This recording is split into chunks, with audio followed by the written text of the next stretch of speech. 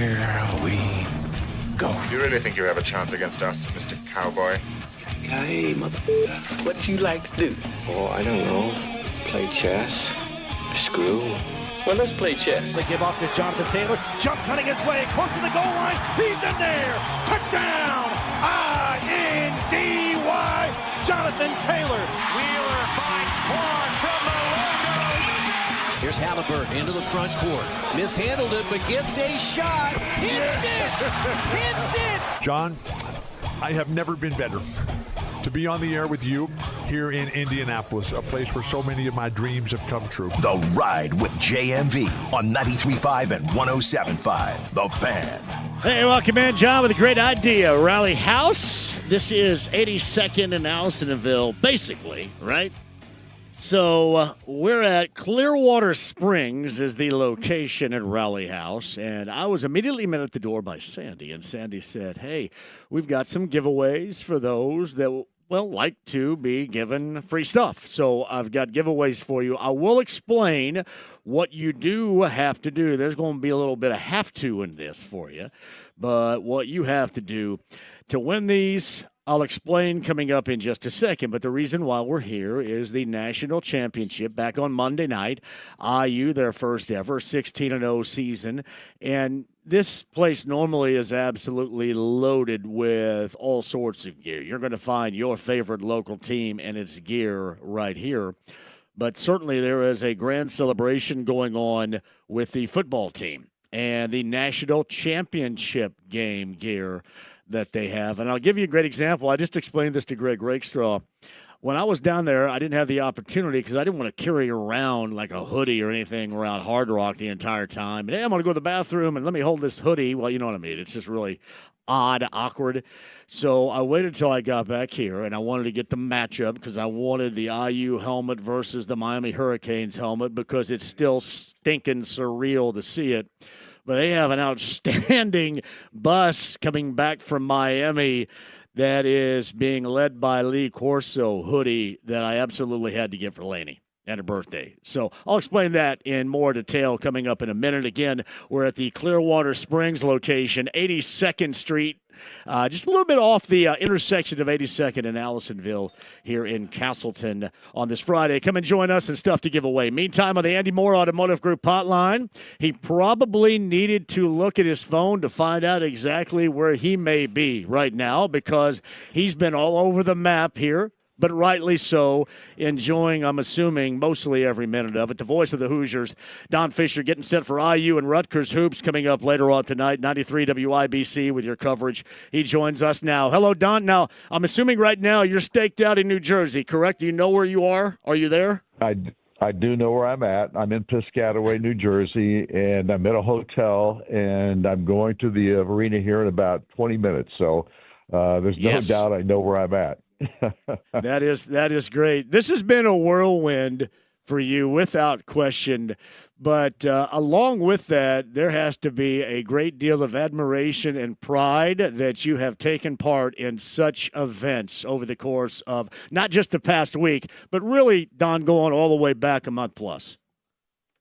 Well, you look at it from my perspective, John, and you just feel like you're a blessed human being in the sense of being able to do what I've done for almost 60 years now in broadcasting, but at the same time, 53 of those years have been spent here at Indiana University and doing the play-by-play and for both football and basketball.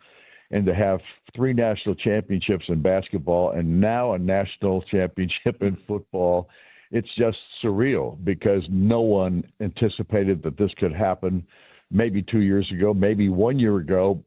People may have speculated that it was possible, but very few believed it. And the truth of the matter is you should believe in everything that Kurt Cignetti says because he makes it happen every time. Yeah. No doubt about that. You also make it happen, too. And I've told you this before, and you think that I'm saying it in jest.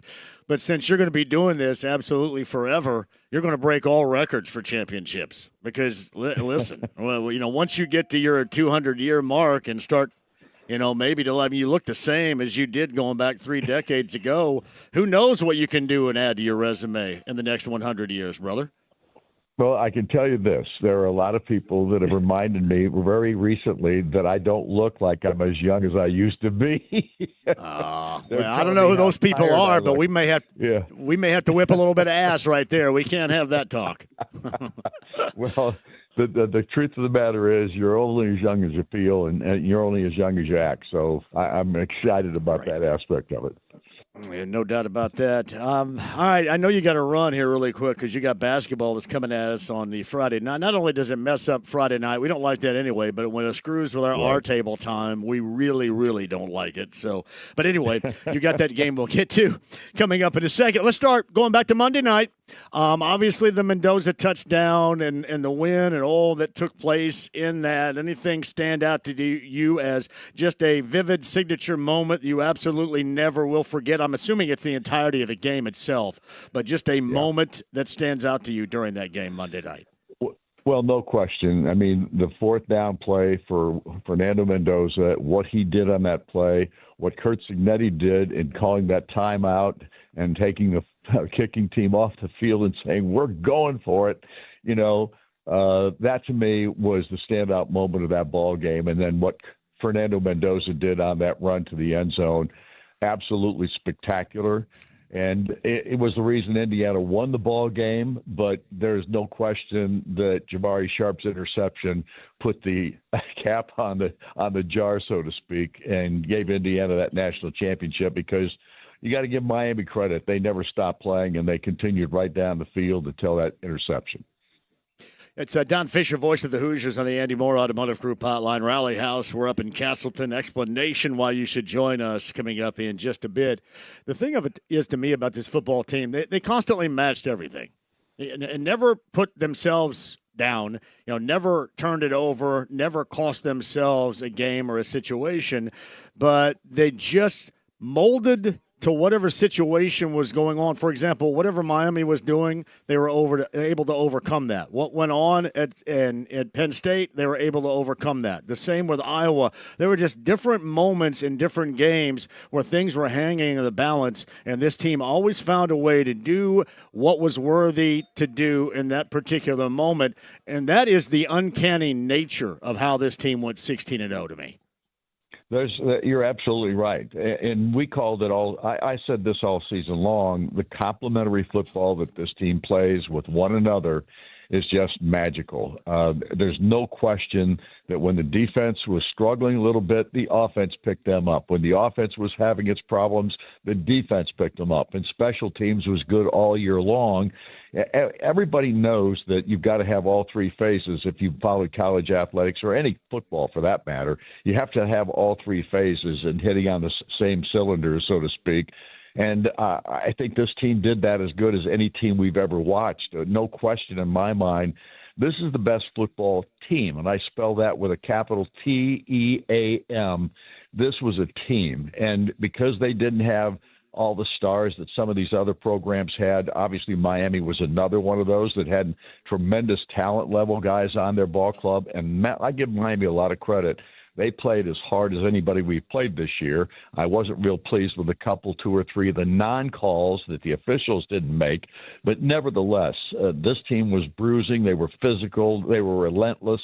They never gave up in the ball game, and Indiana had to fight them right down to the wire to win the contest. But all I can tell you, John, is that this was a team effort, and Coach Cignetti preaches that all the time. And with the talent level, not quite what some of these other teams have, team was the whole reason this football team was successful. It is so hard to do that, too, because it's one thing to have the resources to put something together, Don, but we've also explained this over this season. It's another to make those choices and those selections of what best benefits your team personnel-wise. And honestly, with that group that seemingly from top to bottom absolutely loved one another as brothers, and you could tell that in the way that they played for one another, you could have not put together a team more perfectly than Curt Cignetti and that staff did. That's exactly right. And that's who Curt Cignetti is, John. He is the chief operating officer of the program. There's no question about that. He's also one of the brightest football minds I've ever been around.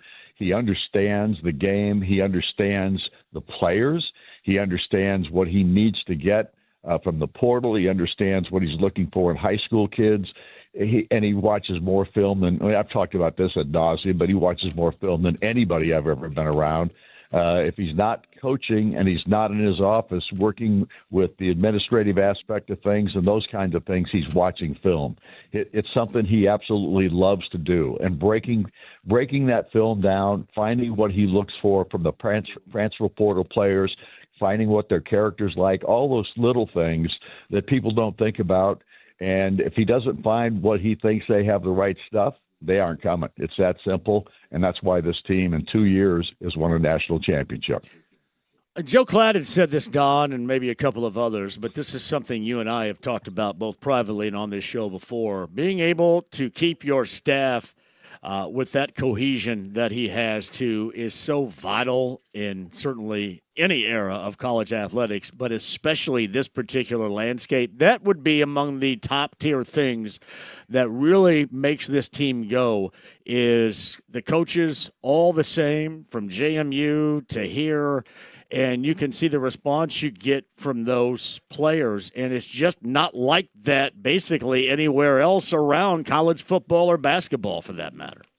No, you're right. And look, the staff is huge. I mean, this staff is tremendous. There's no doubt about that. And if they weren't tremendous, they wouldn't be on the staff. It's that simple, because Kurt does the same thing with the assistant coaches he hires. If he has to go out and hire somebody, he vets them dramatically and finds out exactly what they're like, who they are, how they go about their business, and whether or not they can fit in what he likes to put forward as his assistant coaching staff. So I'm convinced that he's the best football coach in America today. I don't think there's anybody better than him, and I'm talking college level now. I'm not talking NFL or high school or that kind of thing. I'm simply talking about what he's done as a college football coach and what he's done in his career as a head coach in these 15 years now that he's been a head coach. He's never had a losing season, and he's had conference championship after conference championship and gotten his teams as high as that level could go. And then he gets Indiana and gets them to the national championship. And it just doesn't get any better than this. It's that simple. It does not. That's Don Fisher, voice of the Hoosiers. Tonight, 6 o'clock tip time. It's early. 5 o'clock coverage begins. That's 93 WIBC coming up a little bit later on. In a situation of hoops, Don, where this team needs a win and needs a win desperately tonight. They do. It's no question about that. They've had 4 straight losses now. They're a ball club that is reeling a little bit, maybe has lost a little bit of confidence. I don't know in that context if that's factual or not. All I know is this team has struggled, and they've got to find a way to turn it around and get that confidence back, because I always thought they were playing with really good confidence through the season. Even in some of the losses that they had, they still battled you, and they still did the things that you like a basketball team to do. And I still think they're still battling. I think they did at Michigan on Monday night to some degree, but it was too little too late. They've gotten off to a couple of slow starts that have really hurt them, and that's got to change as well. But I think Darren DeVries has done a great job with this team. I think he is doing the best that he can with the talent that was the talent that he could get to Indiana under the circumstances. And right now, they're a ball club, in my mind, that can turn this thing around and make it and get some. They can get some quality wins here in the next 2 or 3 weeks, but they've got to go out and start playing the kind of basketball they were earlier in the year. I know you got to run here, too. Again, 6 o'clock tip time, 5 o'clock coverage begins. 93 WIBC for IU and Rutgers tonight. So how was your time outside of doing play-by-play for the national championship in South Florida? Did you have a good one down there, or did you spend much time at all?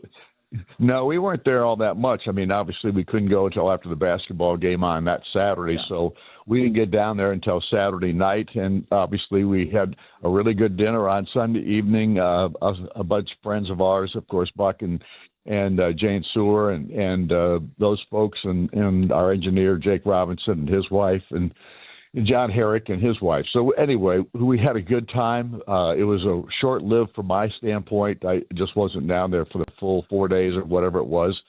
that everybody had. And then, of course, I got up the next morning after the ball game about 2 hours sleep and then missed my connection in Baltimore to Ann Arbor. So I couldn't do the game on Monday night. So that was my fault, too. I sat at the wrong gate, and next thing you know, my flight had left, and I wasn't aware of it. So, Hey, Don, twice I was the last person on the plane going down and then coming back. And I almost missed my flight going down there, too, because I was at the Tap Bar in the Indianapolis airport yapping to somebody. So well, I'm not clear of this either. I wish I had that excuse that I was in a bar someplace, and I just missed it because of that, but that was not the case. Oh, man, I had a good time, though, buddy. A really good time down there. So it was. Hey, I know you got to run here. You got a game to do. But hopefully we can get back on a Friday night schedule where you and I and Susie can get back to our table because I'm missing the time and sharing some memories we'll have to do whenever it's convenient for you guys and it works into it. Well, I appreciate it, John. Well, thanks for having me again today. You got it, buddy. Thank you. Have a great call coming up later on tonight. In fact, that is just a little over an hour away, the pregame show. It's IU and Rutgers over on 93 WIBC. For you. And, there are some things regarding IU basketball that they're just simply put going to be incapable of overcoming. And you really are going to have to, and I know this gets tired. People say it, and people say it often, but you're going to have to control the controllables if you're IU. And you face the facts here. If you don't shoot it well in the game, and I know that you can say that about anybody, but other teams have certain areas and aspects where they can overcome, and IU doesn't. So if you beat yourself, turn the ball over, don't defend, don't get a hand up, don't close out, don't get in somebody's space, then that's going to be on you, and you're probably not going to overcome that. But if you don't shoot it well, especially from distance, there is no way in hell you're going to overcome that with that group.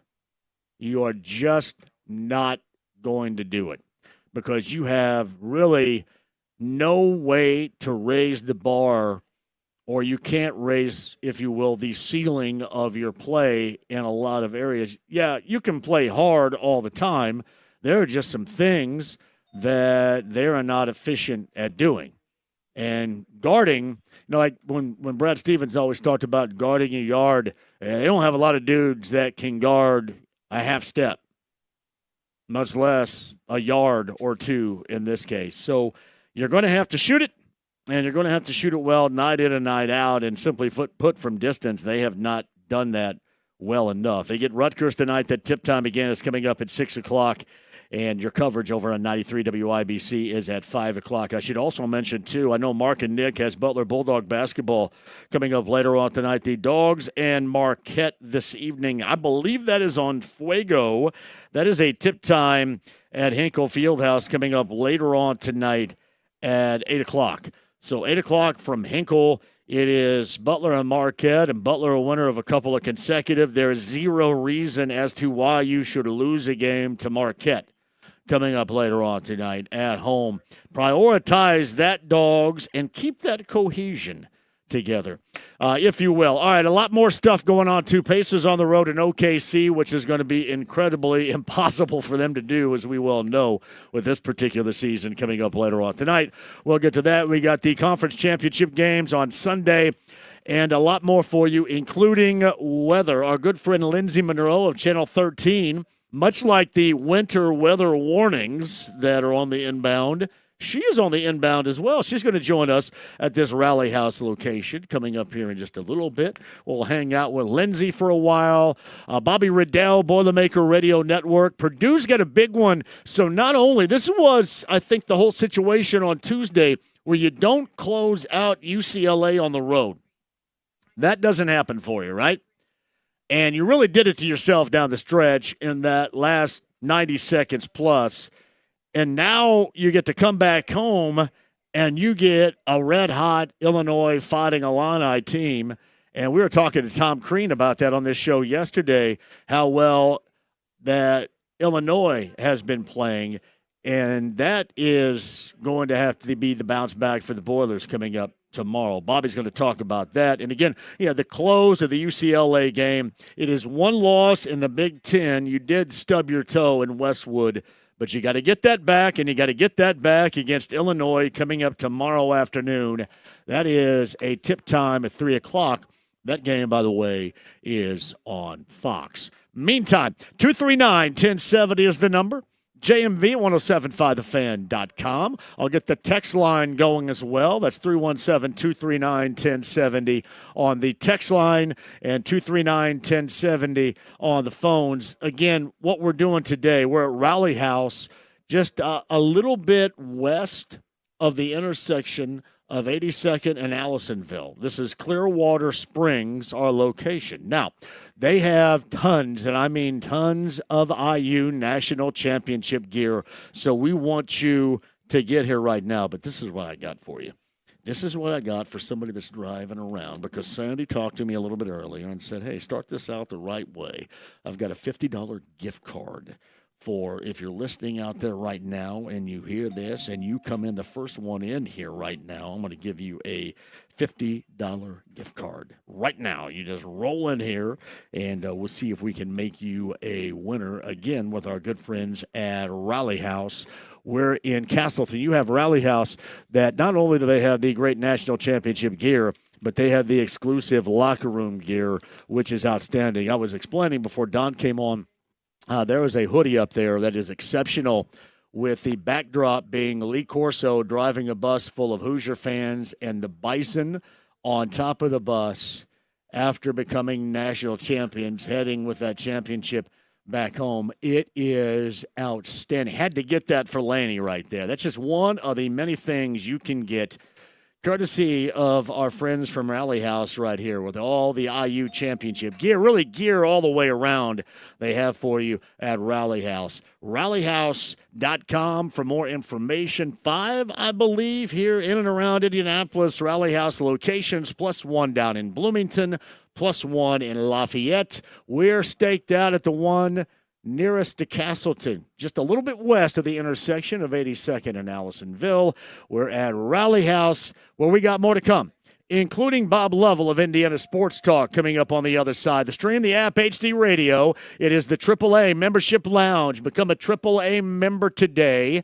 That is AAA.com. And believe me, you're going to need that coming up later on this weekend. You're going to thank me later. All you got to do is download the app right now.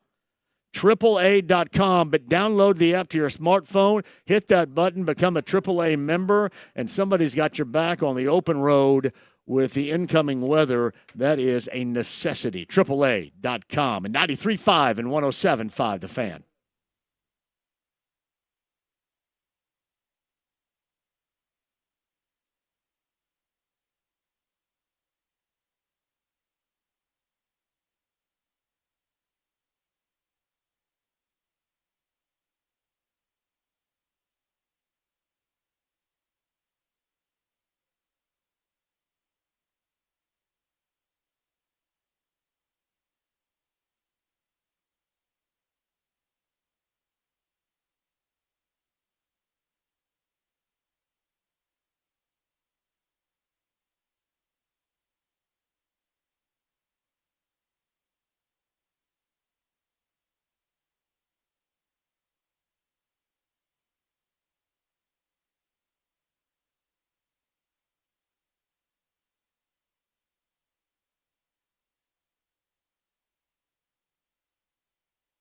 John here for LD Smith Plumbing and Drains. That is the best in plumbing at 317-927-7186. Lance and his local team.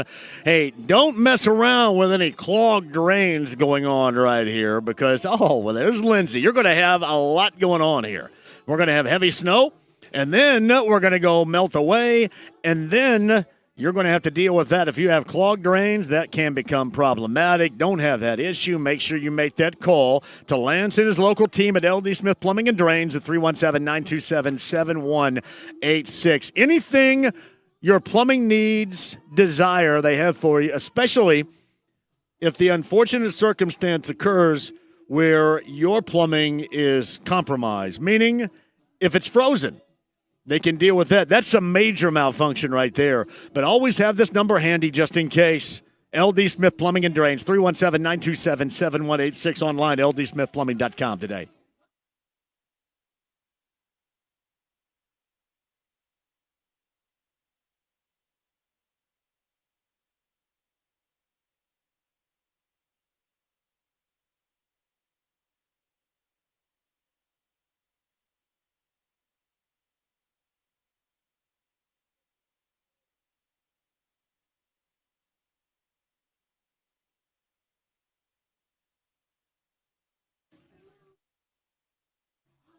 Hey, JMV here for Rally House. Our location is on 82nd Street, a little bit west of Allisonville, the intersection right here, Clearwater Springs. And this is the Hoosiers National Championship gear that you're needing right now. Plus, their exclusive locker room collection. All is right here at this location of Rally House. In fact, you're going to find it everywhere, too. 5 Indy area locations of Rally House, plus Bloomington and Lafayette. But you're going to love the way this looks. If you're a big fan now, a big fan of the all-new Bison, they've got the Bison on a lot of things right here. I can't lie. I dig the look of the Bison. National Championship gear, exclusive locker room gear for the Hoosiers, gear for any of your favorite local teams, all at Rally House and all going on right now. 82nd in Allisonville, our location. Part of 5 Indy area locations, Bloomington and Lafayette, too. To find out more online, that's rallyhouse.com.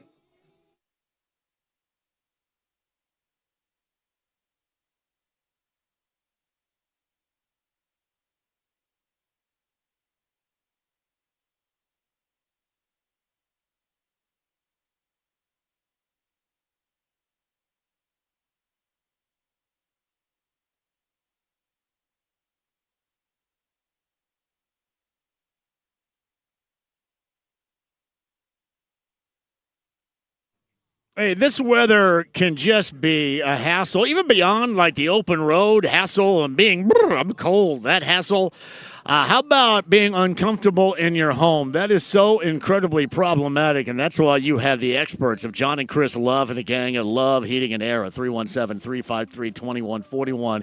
If you have the feeling that something is going haywire, because you're going to be able to tell, given the temperatures and how drastic and extreme they're going to be here, give them a call at 317-353-2141.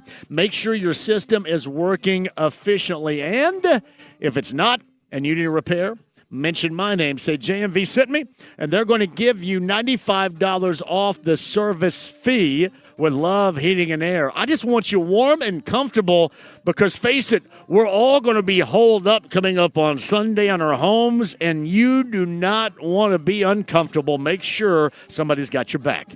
And that's Love Heating and Air, 317-353-2141. Again, if you need a repair, mention my name, $95 off the service fee. That's love-hvac.com today.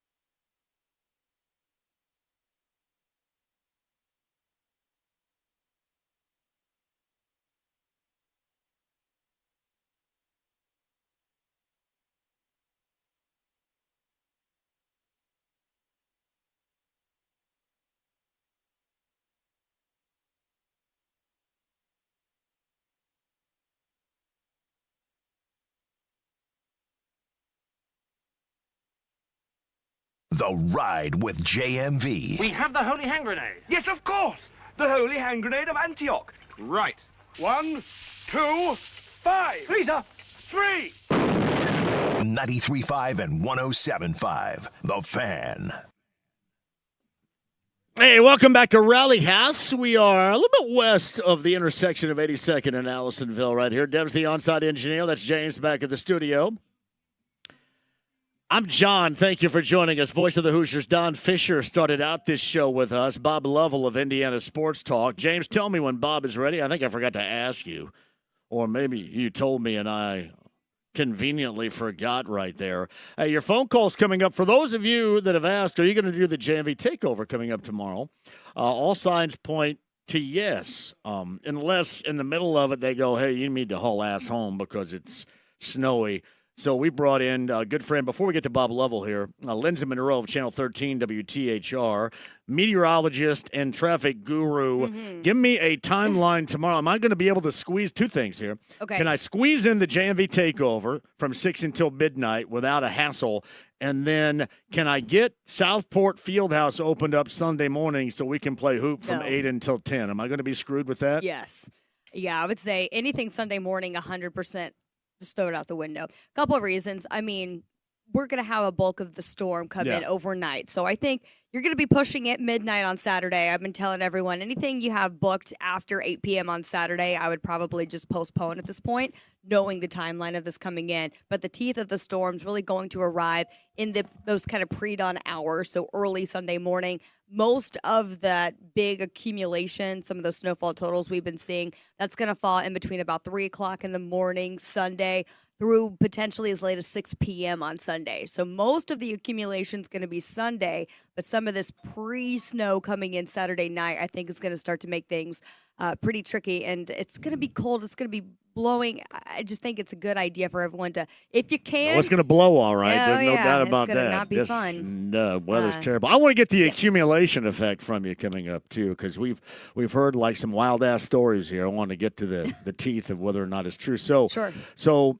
should I cut off the JMV takeover at some point before midnight or just push through and see what the hell happens? What's your drive? I think it depends on how far you have to drive afterward. About 40 minutes. No. So, yeah. I wouldn't want to personally be. I mean, I know you've got a large profile vehicle. I do have a high profile vehicle. Helpful. It does help. I think there will be some exceptions like that, but I think in general, the fewer people that we can get on the roads that kind of late Saturday night, the better, just to allow crews to get out and do their salting and their pre-treatments to the road. So once that heavy snow does start to fall, they'll be able to keep up with it as much as possible. Man, I just gave my wimpy group of basketball Sunday morning dudes a convenient excuse for not getting out of bed. I hate that. Lindsay's going to hang here. We're Rally House up near Castleton on the Andy Moore Automotive Group hotline.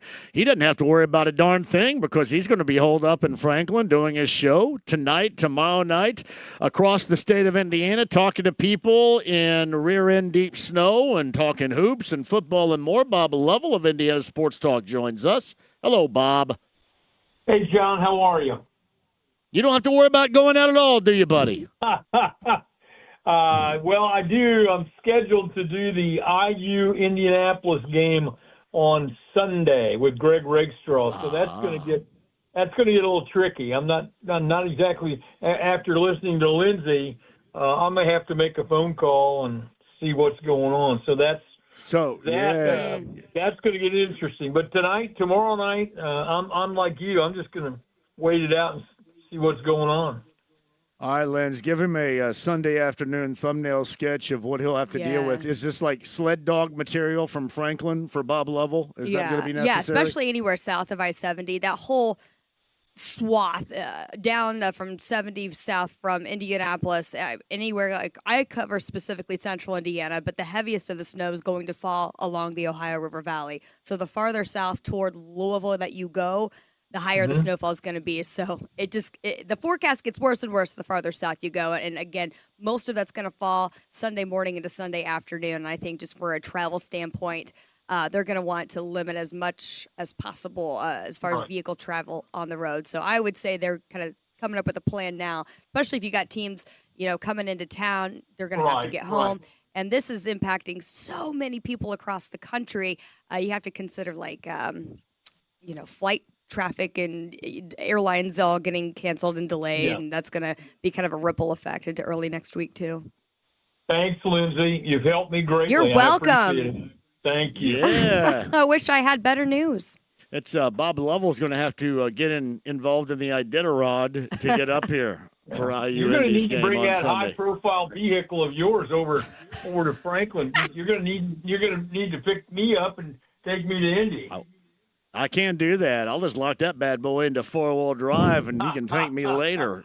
We'll crank up the music. I'll put some Vanilla Fudge on there for you, late 1960s, like I'm throwing you back to your era of Plainfield music, and we'll get you right to that game. Slick and easy. How about that? I may have to think about it. All right, Bob Lovell with us. I know what you're going to be talking about tonight because it's going to be the first time you're going to be able to bring up. And I heard you on Clinton and Friends the other day representing Indiana and talking up that national championship. You sounded fantastic as well. Thank you. But you're going to be talking about that for the first time. What was that? Somebody that's been around IU football forever. Like I had Doug Cruzan on the show last week, and we talked about what it means for him as a former player, and John Eisenbarger, the late John Eisenbarger, and those famous names going back to the season of 1967. But being around IU football for so many years and decades, what was Monday night meaning for you as somebody that was sitting at home watching?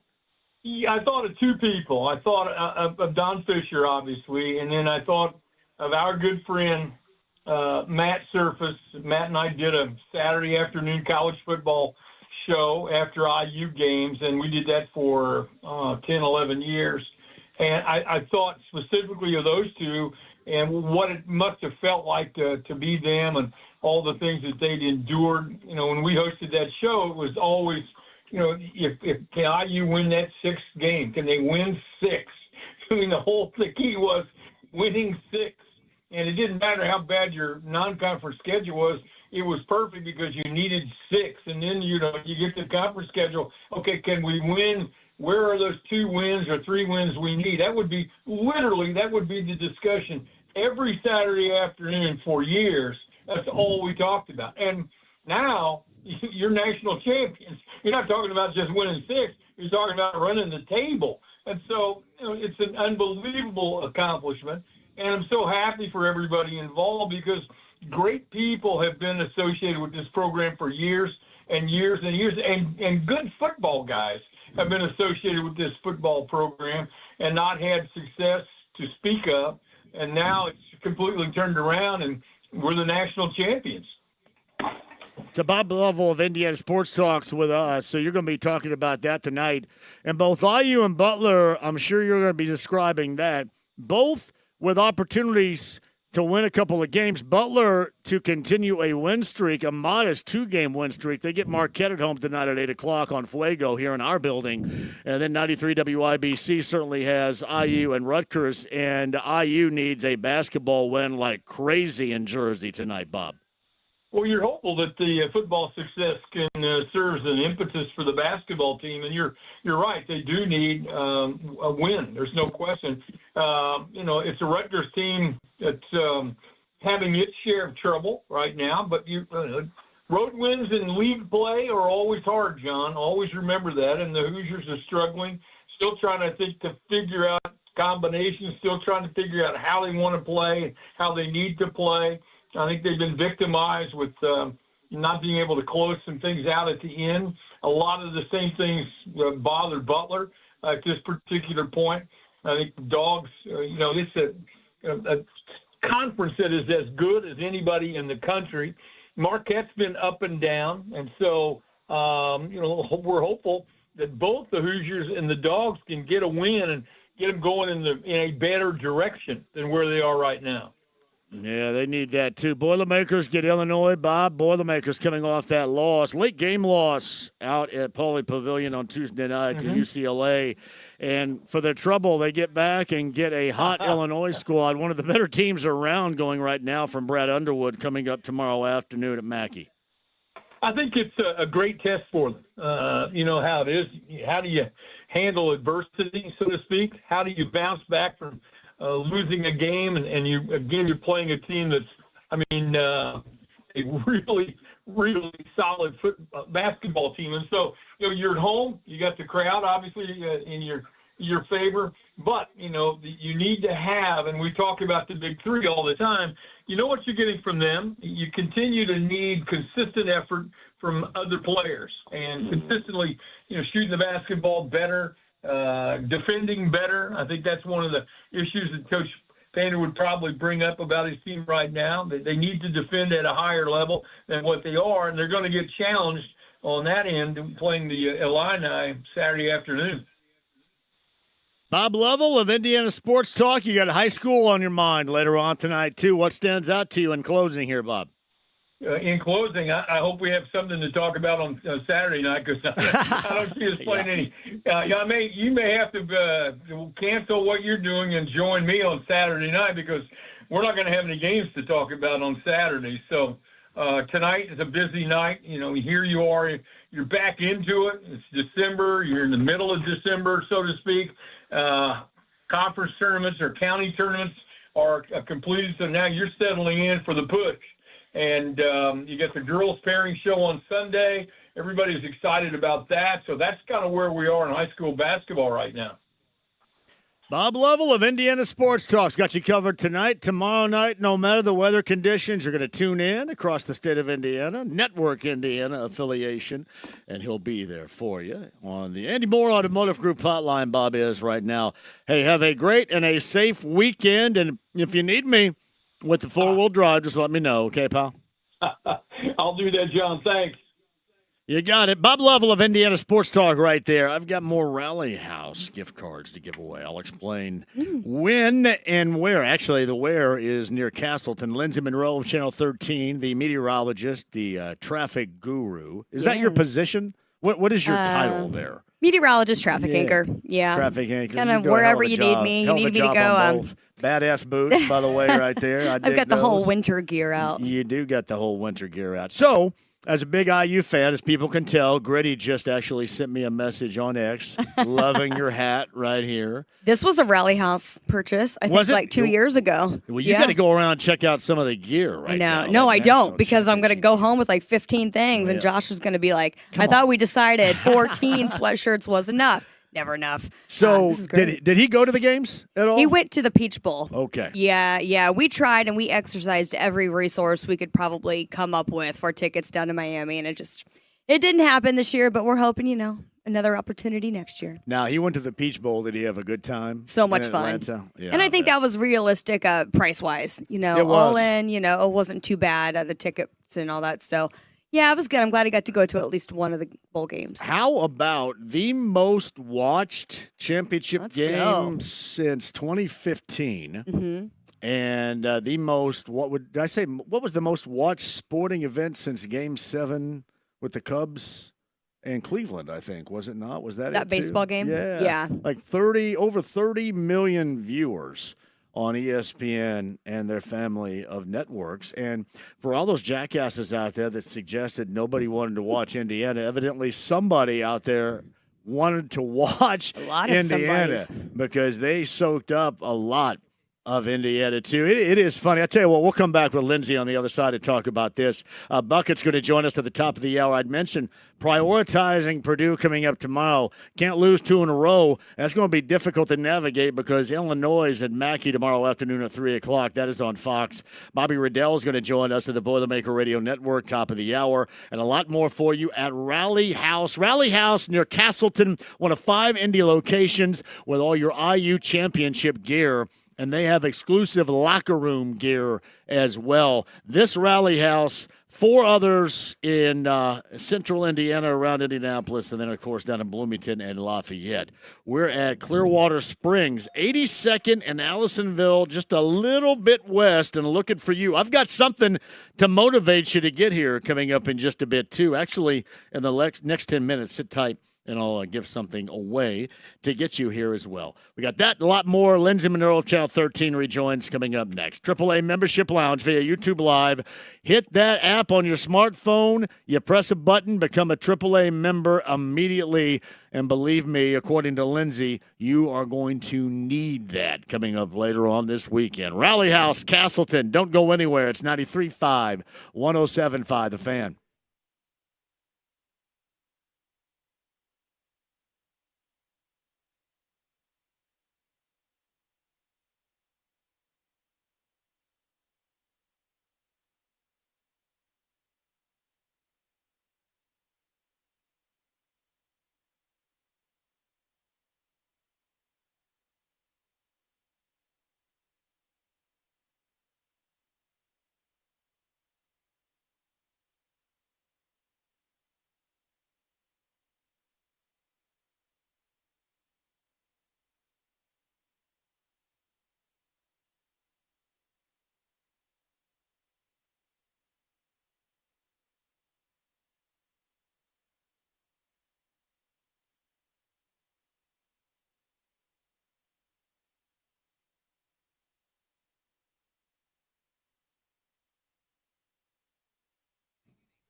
Hey, John, here it started with 1972 on College Avenue in Bloomington, Indiana. That was the first Big Red Liquors location and going strong now with 100 plus throughout the state of Indiana. It powered our trip and our live show earlier this week down in Florida on Hollywood Beach. That was a great time before the national championship game. Every Saturday night it powers the JMV Takeover, and it's always the destination location, your big game party headquarters. You got big games in football coming up on Sunday, for example. We got big brand savings going on at Big Red Liquors, including some of those names that you love, like Maker's Mark 750s, $4 off. Elijah Craig Small Batch, $5 off, too. Hennessy 750s, you're going to save there. New Amsterdam 175s, you're going to save. And Captain Morgan Spiced Rum, they always say you drop that in, some Diet Dr. Pepper, and thank me later for that, too. You're going to save on the Captain at Big Red Liquors. That and, of course, your favorite brand of beer for this weekend.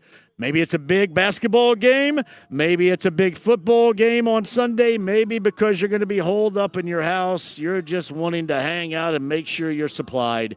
Stop right now. Big Red Liquors, 100-plus locations, state of Indiana, one near you. To find it online, that's bigredliquors.com.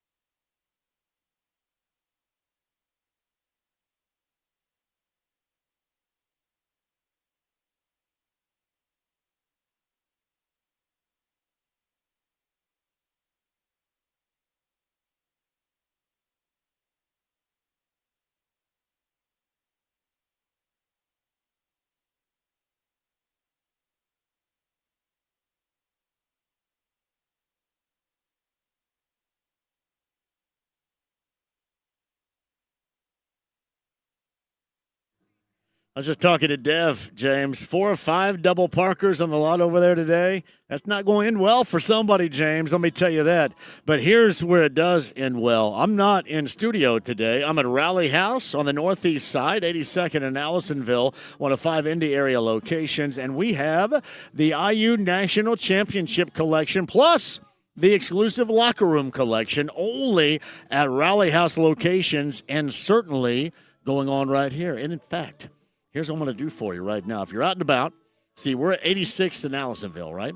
If you're out and about right now, I've got a $50 Rally House gift card for you. The first person through the door that says, I just heard that, I'm going to hand this gift card to you courtesy of Rally House, a $50 gift card. And you get to choose from a variety of things, including the National Championship IU football gear and the locker room collection, the $50 gift card from Rally House to the first person through the door after you just heard this right now. 82nd in Allisonville, 1 of 5 in Indianapolis. Also Bloomington and Lafayette. To find out where that location is nearest you and the selection if you want to see it, rallyhouse.com today.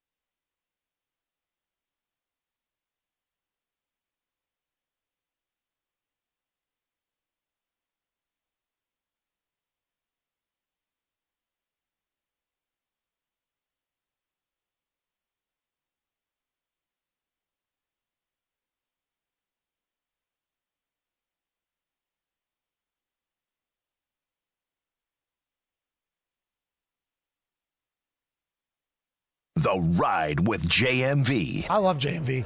He looks like Rascal Flatts guy. Got a cool soul patch. He does, and a buttery smooth voice. Oh, yeah. 93.5 and 107.5. The Fan.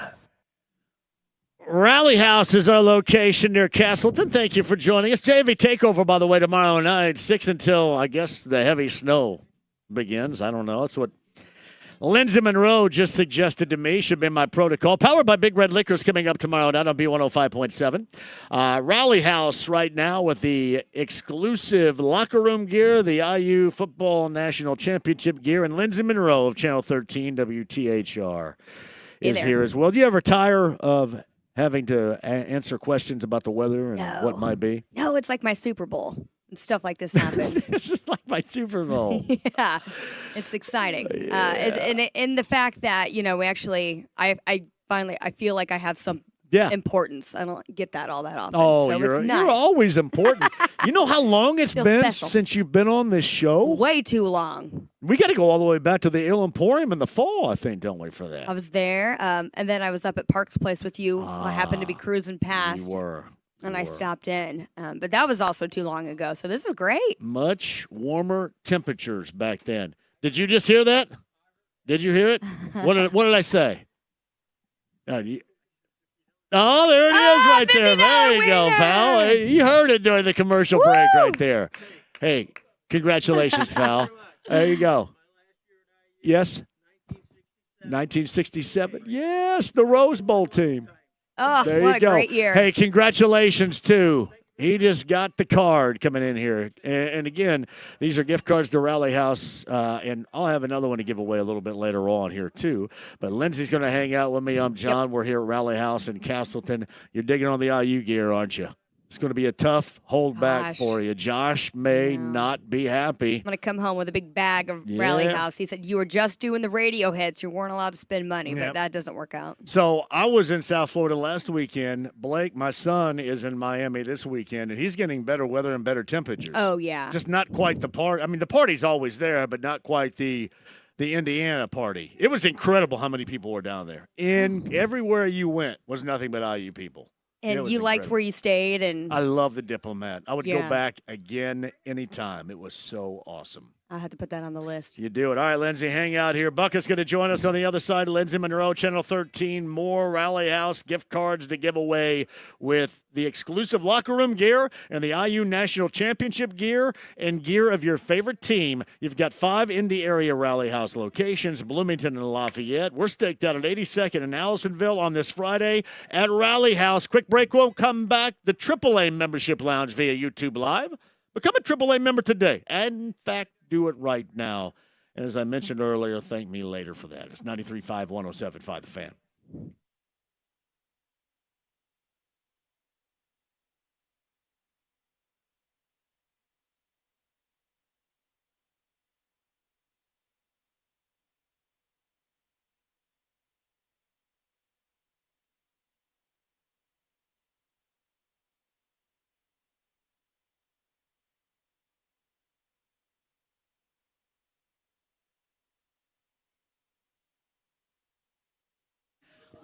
Yeah, it's Andy Moore Buick, GMC, 131st State Road 37 in Fishers. My friend Eric Wilson can get you into the ride of your choice. Man, we've got so many different levels of hassle in our existence, don't we? The last thing you want is hassle in your car buying experience. So make sure that you go hassle-free with Eric Wilson and the absolute best at one place. From the inventory to the service after the sale, and right there, those coupons for your car buying experience are called incentives to buy. And that's at one place. Check out Eric Wilson. Have him lead you down the path where it is hassle-free. Easy street to get in that new ride of your choice at Andy Moore Buick GMC. Tell him I sent you, 131st State Road 37 in Fishers.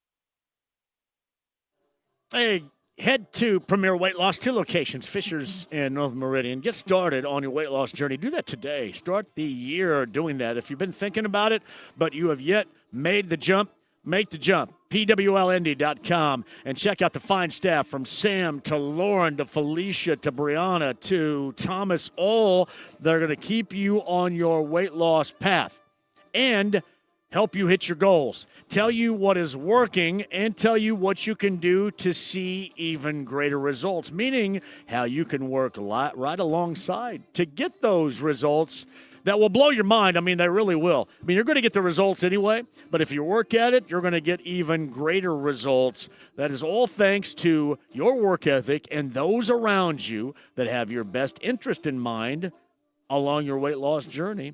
At Premier Weight Loss. Tell them I sent you today. Get started. PWLND.com. That's PWLND.com.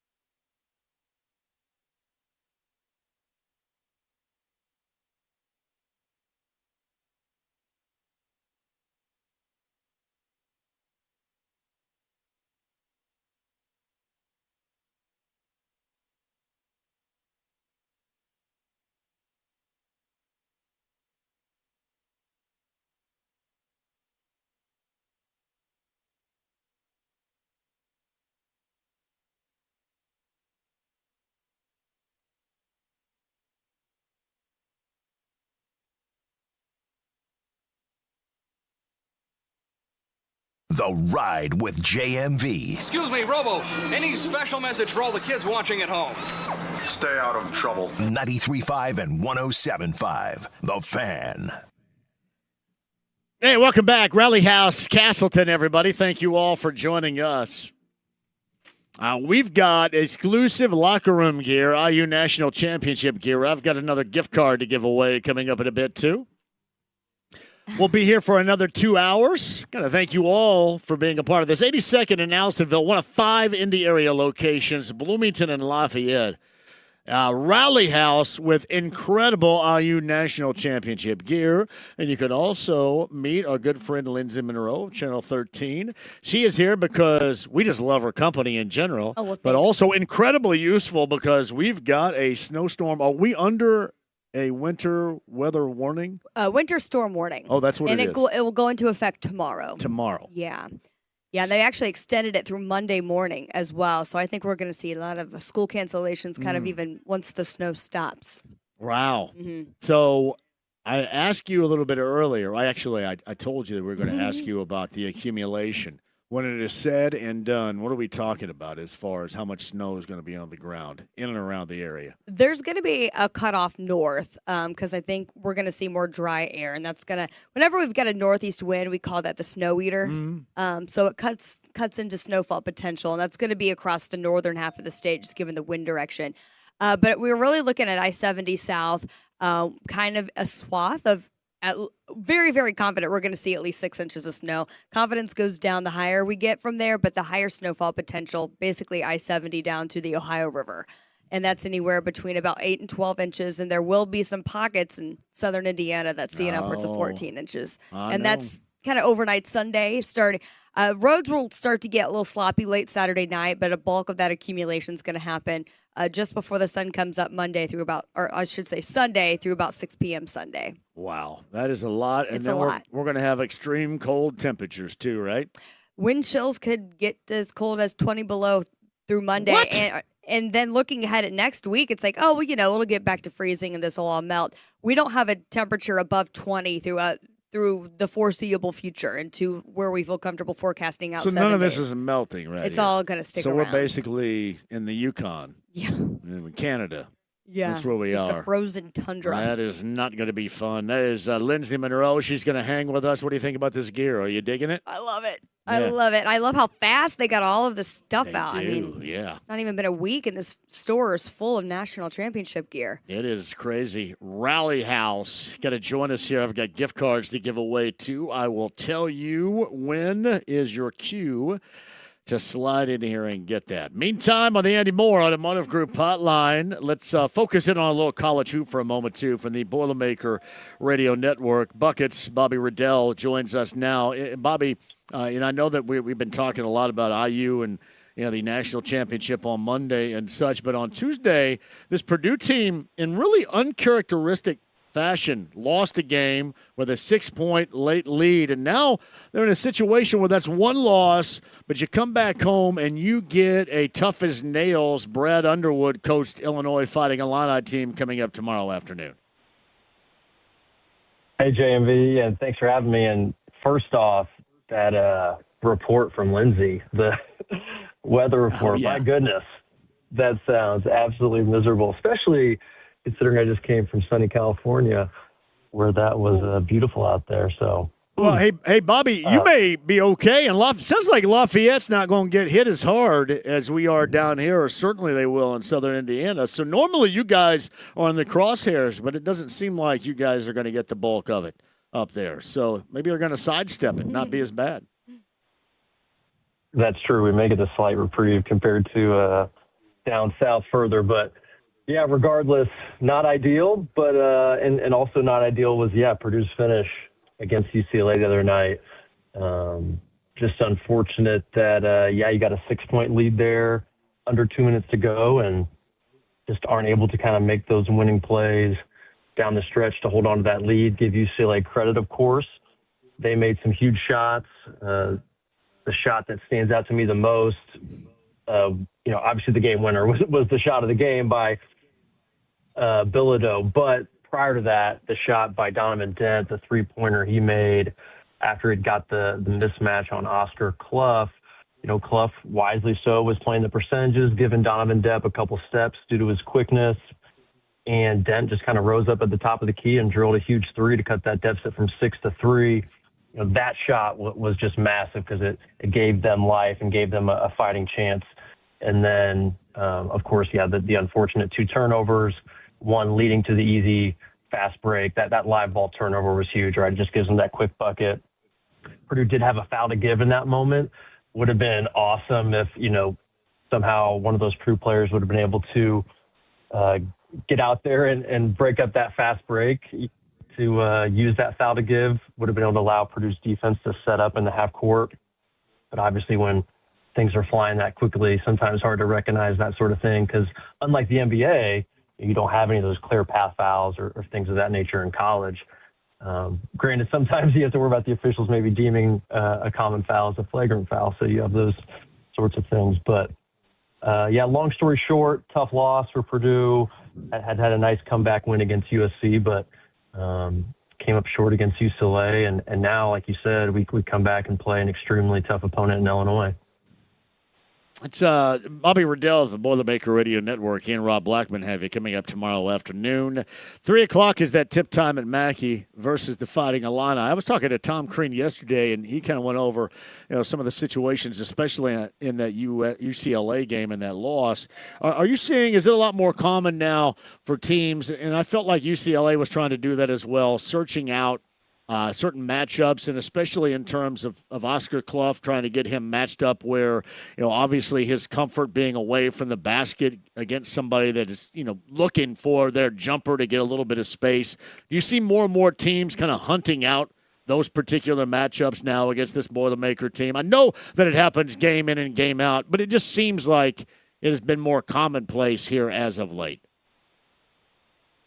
Yeah, I think every team is going to try to, find favorable matchups, and if it's working, try to go to it as much as possible, depending on their personnel. But I do think, in that particular matchup, the ability of UCLA's bigs, Bilodeau mainly, but Xavier Booker also made a three and is one of those big guys for UCLA that shoots over 40% from three and is capable of stretching the defense. That's just the type of guy you don't see in college basketball that often, is that kind of true center, sometimes a power forward, but really mostly a center that's able to shoot the three ball at a consistent level. There's plenty of guys out there that can make them, but is there guys that actually are consistent from there and are real threats that you actually worry about? I don't feel like you see a whole lot of those. And I do think that is a real issue for Purdue and a lot of teams, right? A lot of big guys like to and feel more comfortable defending in the paint and near the basket. So when they have to guard bigs that are able to shoot the three at a high level and really space the floor, that can be an issue because those guys, they're kind of an uncharted territory out there near the three-point line, and it requires them to cover a lot of space quickly sometimes, especially when you talk about those pick and pop situations. We saw Purdue get burned on that final basket made by UCLA where, Oscar Clough's trying to hedge on a ball screen, maybe overdid it. I don't know exactly what Purdue's game plan was on that particular play, but then he ends up, after hedging, having a pretty long run to get back to a popping Bilodeau, and he just wasn't able to cover that much ground. And because it was an empty side pick and roll, there was no one in the near vicinity to rotate to Bilodeau. And so you're right, those guys that can pick and pop, they put a lot of pressure on any defense. And, Purdue's bigs, Oscar Clough and Trey Kaufman-Renn, the starting bigs, and even Daniel Jacobson, the backup center, those guys all move relatively well for their size, but I wouldn't call any of them like super great mobile athletes on the perimeter. Not someone like a Caleb First we had last year who was, played a big guy position for us, but was also very mobile. Those guys aren't super mobile, so those type of matchups are definitely ones that are concerning, and that's what concerns me with Illinois, to be honest. Every guy that plays the 4 or 5 position for Illinois is capable of making threes at a relatively consistent basis, so I could certainly see that being an issue for Purdue on Saturday. It's Buckets joins us from the Boilermaker Radio Network. Bobby Riddell on the Andy Moore Automotive Group hotline. That tip time for Illinois and Purdue is coming up tomorrow afternoon at 3 o'clock. One thing that does stand out is there's going to be no Kylan Boswell for the Fighting Illini, and that is going to be a big deal. He's over 14 points per game, but he's really good on both ends, a veteran muscle type of presence that seems to get things done. That's going to be a huge missing piece, in my opinion, for the Illini tomorrow afternoon. Totally agree. Yeah, that's definitely a big loss for them. He's kind of one of those guys that, point of attack defender on defense would, of course, be heavily used, you would think, to guard a guy like Braden Smith. Has had experience guarding Braden. Braden's had success against him and his teams in the past, whether he was at Arizona or Illinois. But Kylan's definitely someone that is going to make Braden more uncomfortable compared to others. And so his loss will be felt there. He's another ball handler, a guy who's capable of making an open shot, get to the rim, facilitate. He's got a pretty good, I think, a 2.5 to 1 assist to turnover ratio.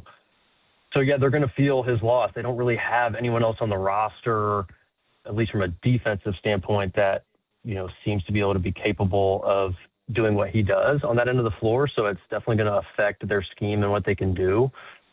So I think that, is going to benefit Purdue. I'm sure Braden Smith will be happy to not have Kylan Boswell, being physical and using his quickness to chase him around all over the floor. So that's going to be a huge impact on this game, and certainly a tough loss, you would think, for Illinois. Hey there, it's Lindsay. Just wanted to ask about Braden Smith. I'm excited that I actually get to meet him here soon. And, there was so much hype coming into the season. I mean, there were questions of, is he the best college basketball player there is, coming into this season? How do you think he has played so far and stood up to some of the goals that the fans and sports commentators have been giving him? Right. Yeah. Super high expectations coming into the season for him. There's no doubt about it. Last year, winning the Bob Cousy Award for best point guard in the country, being named a preseason or end of the season first team All-American. He had a tremendous year last year, so super high expectations coming into this year. Of course, it's been talked about how he's got a chance to break the all-time assist record from Bobby Hurley. And, yeah, he was named preseason National Player of the Year and first-team All-American by a lot of different publications. So a lot of pressure that comes with that. But, Braden's just one of those hoopers that loves playing the game, really works hard at his craft. And I think, all in all, has done a tremendous job so far this season, especially considering all of the high expectations that he had to deal with. Just one of those classic point guards that, is kind of one of those pass-first guys by nature that you don't see a lot in today's basketball, but also can really shoot the basketball at a high level and has gotten craftier and craftier as he's gotten along in his career, and has the ability to, create his own shot and score the basketball as well, but also just loves to get his teammates involved, is super unselfish. And then defensively, that's not necessarily his calling card, but he leads Purdue in steals. He's got really good instincts on the defensive end of the floor and is someone that can cause havoc with his defensive capabilities as well. And so, yeah, he's a tremendous player. He's an All-American level player, and it's been a treat for myself to be able to watch him up close and personal these last 4 years, because he's the best point guard I've ever seen play at Purdue, and certainly one of the best point guards in Big Ten history and in the history of the NCAA. All right. The Illini, Bobby, they've won 8 straight. And last time out, blowing the doors off of Maryland, Stojakovic had 30 points in that game. This is a group, as you mentioned, they can come at you and come at you heavily offensively from a lot of different angles, even if they have to go into this game tomorrow without Boswell. They certainly can. They got weapons everywhere. They got a lot of guys who can knock down shots. They're not shooting the greatest percentage from three as a team this year, but from an offensive efficiency standpoint, I believe they just did pass Purdue and are now the number 1 ranked offensive efficiency team in the country per KenPom, with Purdue sliding down to 2. So they clearly are doing something right from an offensive standpoint. And that speaks to, I think, just the number of weapons they have, like the number of different guys that can beat you any given night. They, as I talked about earlier, all of their big guys can shoot. And when you can stretch the defense and space the floor that way, it's problematic, because now you open up driving lanes, you open up cutting lanes to get passes for cutters, for layups.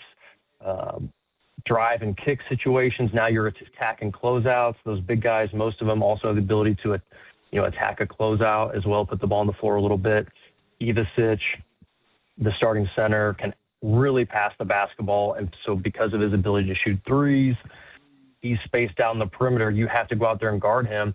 But because of his passing ability, he can really, pick you apart with some cutters and things of that nature from that perimeter. So, yeah, they're really talented. It's going to really test this Purdue defense just because Purdue doesn't really see a whole lot of teams with Illinois' type of personnel. All right, I look at it this way, and maybe it's because they are loaded with guys. There's no doubt about that. But Trey Kaufman-Renn, is he having the type of season in particular offensively that you felt to this point he would be having?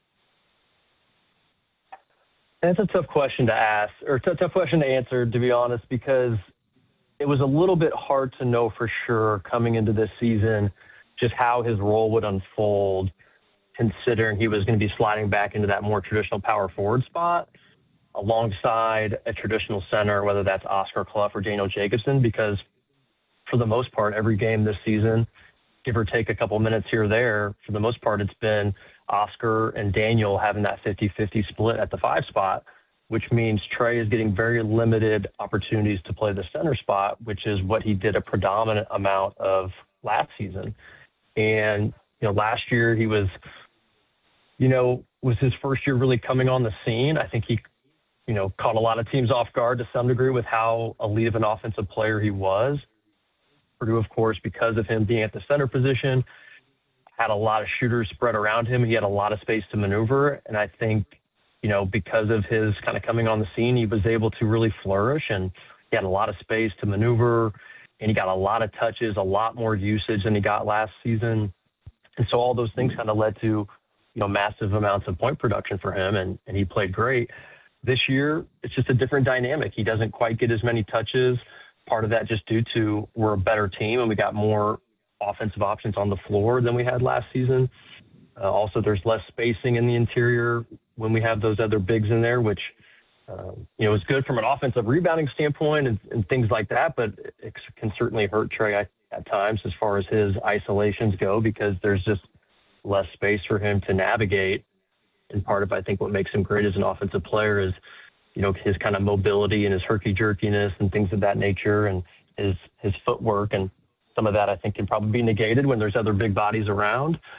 And then I think the biggest thing, though, is because he's a known quantity, he often is getting immediate double teams when he catches the ball in the low block. He doesn't nearly get the same chances he got last year to just isolate and go one-on-one with freedom and not have the other team throwing multiple bodies at him. And so that was able, he was able to get his game on, right, and just like get to his patented hook shot or up and unders. And this year, I think because of probably his, known commodity status, a lot of teams are just saying, like, no, we know who Trey Kaufman-Renn is. We're not just going to allow this dude to carve us up one-on-one. And so teams are bringing doubles immediately. And he's forced, and I think he's actually done a, pretty tremendous job of this. He's not forcing bad shots through those double teams. He's handling those and distributing pretty well out of those double teams. He's had a couple 4 or 5 assist games here lately with no turnovers. And yeah, I mean, this JMV, like if you're getting doubled every possession, like you're not going to have as many shot attempts, right? And then I think there has been some frustration on his part when he does get shots he's normally capable of making. If he does miss those, well, now, he shows some of that frustration on his sleeve a little bit even more, because I think he probably knows, dang it, and that was what I was going to ask that too. That was a good point you bring up, and that was going to be what I played off of with my next question, because it's more than a couple of times you see him out there during a game, maybe not every game, but you can tell this dude is frustrated, and really more than I could ever recollect seeing frustration on his face. Yeah, no doubt. I mean, I'm trying to relate it to myself sometimes. Like, I never got that attention ever at the college level, but like at the high school level, there would be games where teams would box and one me or triangle and two me and like really just face guard me and try to limit my catches and attempts. And that was extremely frustrating, right? Like it's frustrating when you don't get to be able to be in the flow of the offense and get a bunch of shots and usage like you're accustomed to. And, Trey, I think for the most part, has been really good in his role this year. He's really upped his rebounding. His facilitating has been great. But everybody, likes to score, right? I mean, this dude was scoring over 20 points per game on the regular last year, and he's yet to even crack a 20-point game at all this season. And so I think there's obviously probably been some frustration on his part that, he's not been able to have quite the level of scoring games that he had last year. Because, all these guys are human, right? They want to score the basketball, especially when you're wired to score like Trey Kaufman-Renn is. And, I'm sure we've seen some of that frustration. I think that's probably something he's going to have to kind of navigate as the season unfolds. And hopefully by the time, we get to the postseason, he's very comfortable in his role and ready to attack it head on.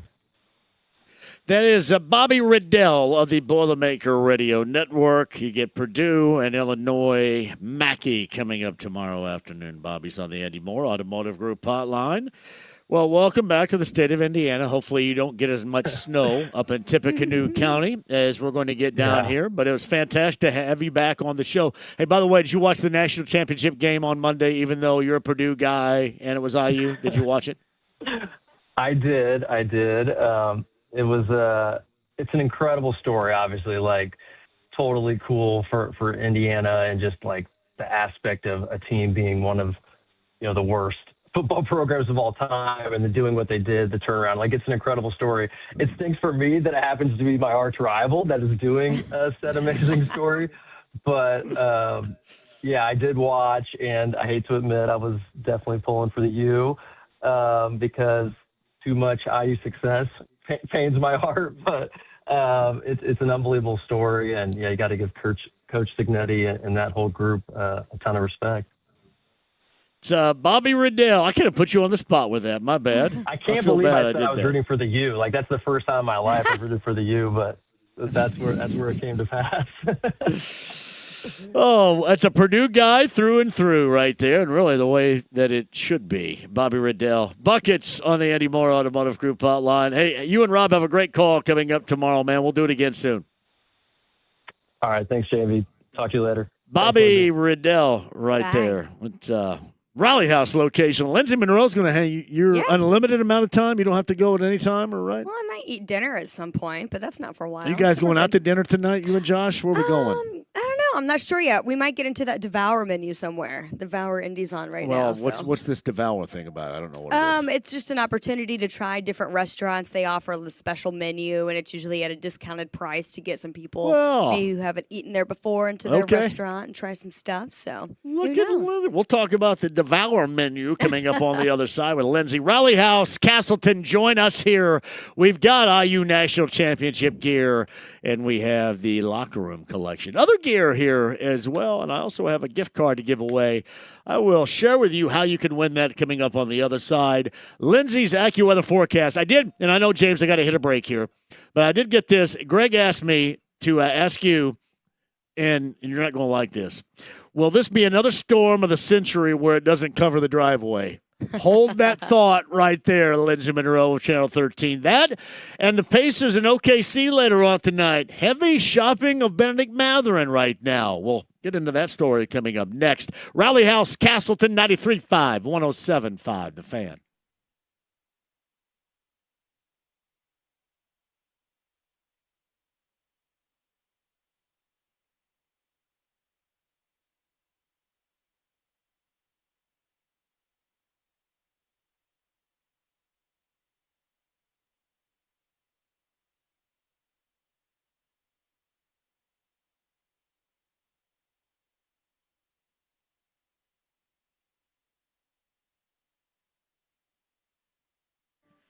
Hey, JMV for QC Kinetics. So I was struggling with chronic knee pain, right? They call it joint pain, whatever. And I want to hoop.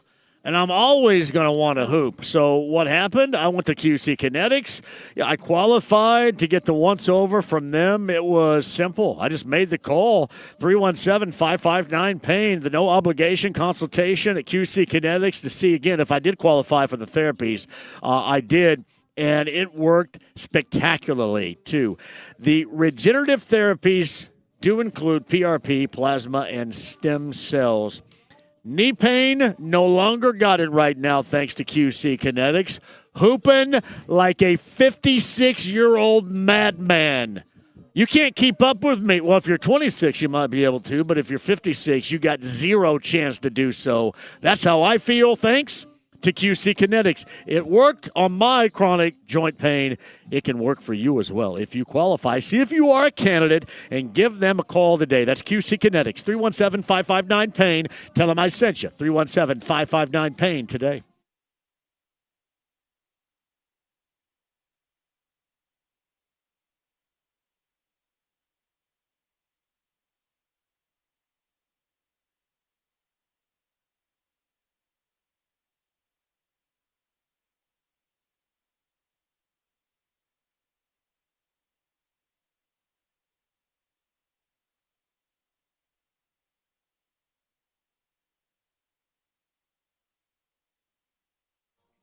A JMV here for Rally House. We're at the Castleton location, really a little bit west of 82nd and Allisonville right now. That is Rally House with the exclusive locker room gear and the IU Football National Championship gear, all in one location, and in fact, 5 Indy area locations, also Bloomington and Lafayette. So you're listening right now. We're doing this live show.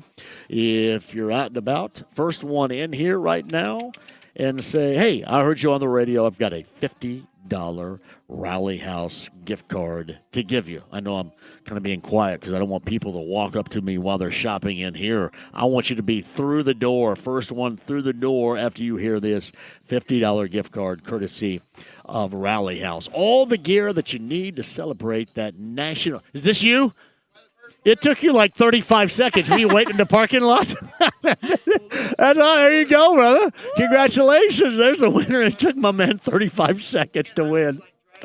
Well done. Well, let me finish this out here really quick, and you come back by. Rally House is our location in Castleton. We're going to be here until 6 o'clock. All the gear that you need, including gear from your favorite team at Rally House. 5 Indy area locations, Bloomington and Lafayette as well.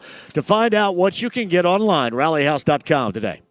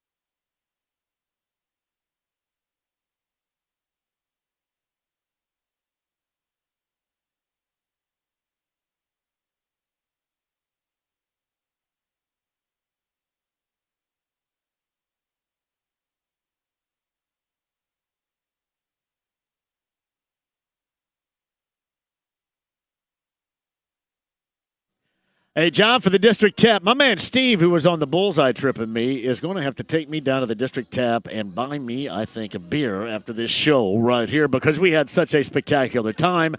And here's what District Tap can do. It's just right down the road at Clearwater Crossing. But you talk about a north side delivery of a great time, damn good food, live music. Happy hour specials going on right now, and TVs everywhere, so you can watch the early IU Rutgers game. That tips from Piscataway tonight from the Rack at 6 o'clock. Or the 8 o'clock game with Butler and Marquette from Hinkle. You can soak that up. Pacers OKC later on tonight at 9:30, all at the District Tap.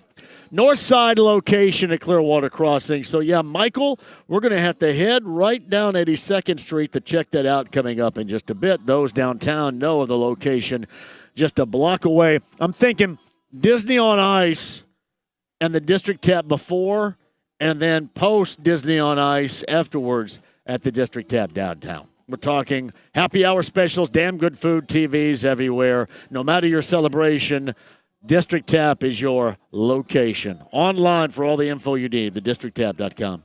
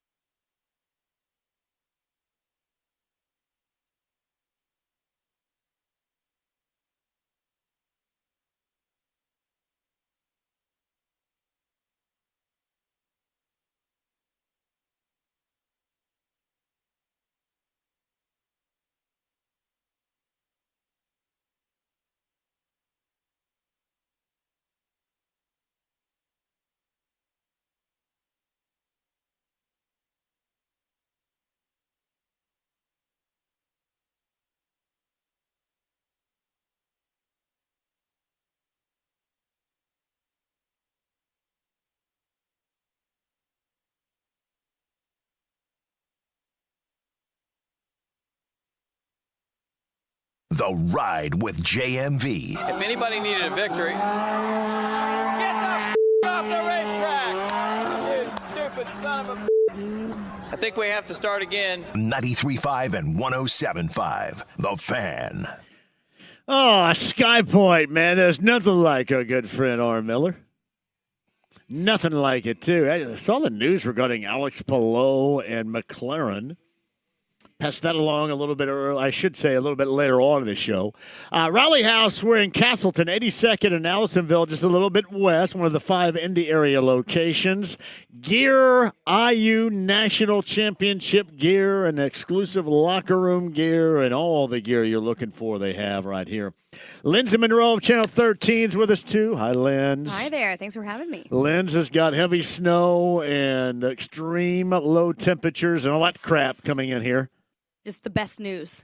The best news. I'm afraid, yeah. This you described this as your Super Bowl. Hey, Greg had the question a little bit earlier. Is this going to be like one of those things that, and I want to just say it this way, that Peter's out? I just want to say Peter on the air. That Peter's out I don't think during the so. course of the weekend, or is this going to be legit? I think this is going to be a legit one. Yeah, I think there's going to be a lot of cancellations even into Monday. I think it's going to be a rough go of it all throughout the course of the day on Sunday. And you said, will it cover my driveway? Yes. Greg wants to know if the storm of the century is going to. Is this the storm of the century? You know, there's just that's a wide range between will it cover my driveway and will it be the storm of the century? I think what he was suggesting is that oftentimes these storms do not live up to the hype. I know. I don't hype, though. You know that about me. I know you don't. I don't like snow. I don't like winter. I know there are some people who, pray to the snow gods, who are snowboarders and skiers and whatnot. That is not me. I do not like the cold. I would prefer it be Miami all year round. So I would be the person who would, wish cast lower snowfall totals. But this is looking like a bit of a doozy, if you will. So planning ahead now. Speaking of South Florida, my man Steve was with us on the Bullseye trip. Is his microphone up and good to go right here, Dev? Put that microphone right there in front of your grill a little bit closer. Dr. Steve, how you doing? I'm doing well. You rocking scrubs? Yeah. What do you do for a living? I don't. You do sales? Yeah, medical sales. Medical sales. Are you done for the day? I'm done for the day. You've probably been done for the day since like 8:35 this morning, haven't Dropped you? his donuts off. In medical sales? I mean, is there anything difficult about medical sales? Sometimes. Is there really? Yes. Oh, man. Easy street, Steve. Hey, it was great to hang with you last weekend. Did you have a great time with us down at the Diplomat with Bullseye? An excellent time. Bullseye put on a great event. It was, they greeted us at the airport.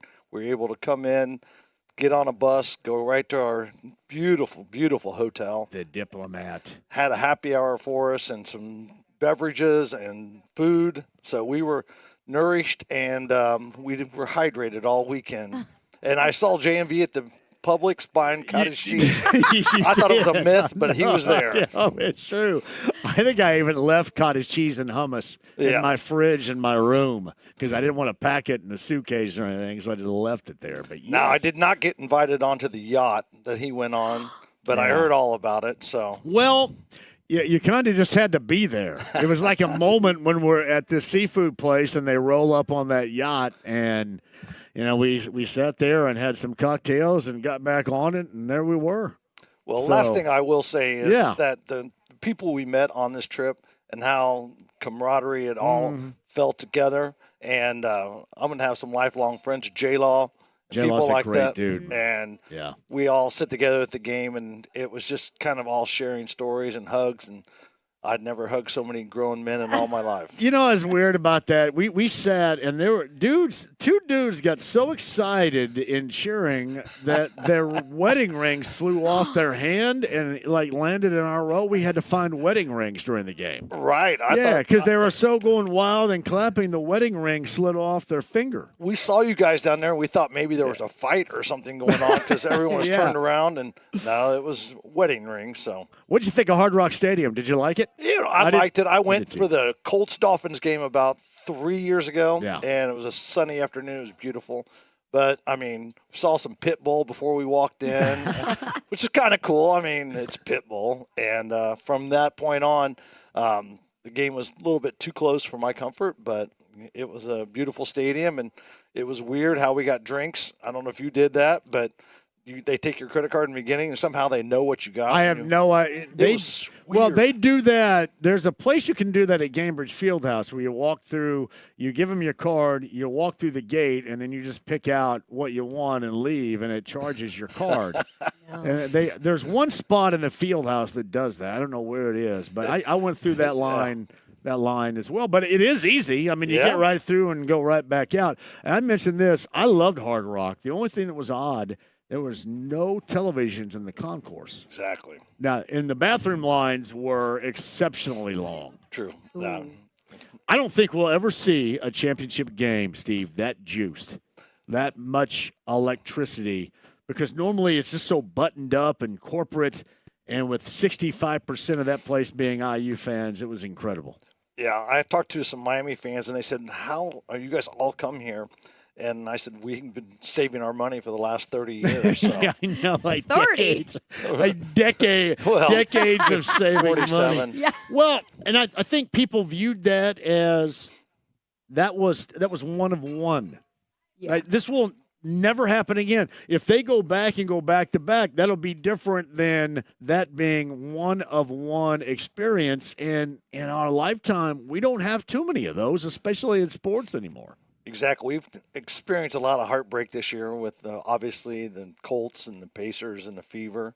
So it was nice to have an Indiana team come through in the finals and win the game. And I've seen Fernando on all these the TV shows now, so he's been great. He was on Fallon last night. I did watch that. Evidently, he came out early. I sat through the entire thing, and I missed him, so I had to watch some guy from One Direction and some little girl from Stranger Things. I go, good Lord.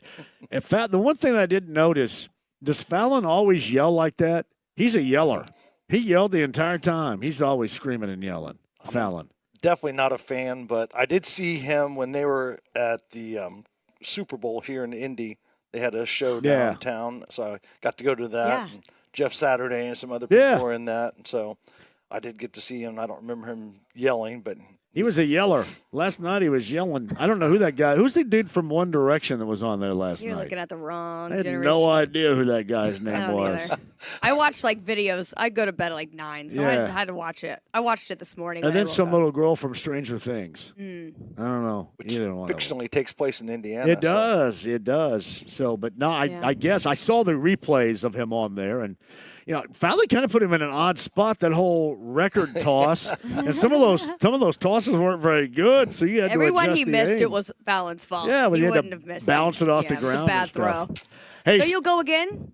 You'd go on another trip with Bullseye? 100% go with There you Bullseye. go. I have so many regrets, man. That's my girl right there. Well, you know what? It was just the convenience. They had the bus ready for us, and when we came, and it had signs, so you got right back on it and to the airport. It was just great. Yeah. It was a Not to great think at all. partner. Yeah.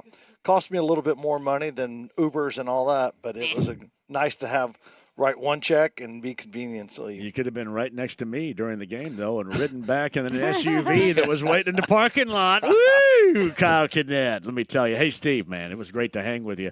Now, let everybody know, because you're going to have the party house in Fishers, right? That's where you're going to be partying this weekend with the snow and stuff? I'm definitely going to throw parties? No, I'm definitely not. I'm going to watch the Hoosiers tonight. Hopefully beat Rutgers. Yeah. And other than that, I might be chilling all weekend, watching Landman. Good there plan. you go. Hey, by the way, Billy Bob Thornton is what? A tremendous Colts fan. Did you know that? I didn't. Big-time Colts fan. Really? Big-time Colts fan. True story right Have you there. met him at Lucas Oil? No, but he talked about this season, how they started out really well and then stunk at the end. So Well, he's he's like paying everybody else attention. around here. Good to see you, buddy. Thank you. That's our friend Steve right there. He was on the Bullseye trip. We're at Rally House in Castleton, Lindsay, Monroe, Channel 13. I'm JMV.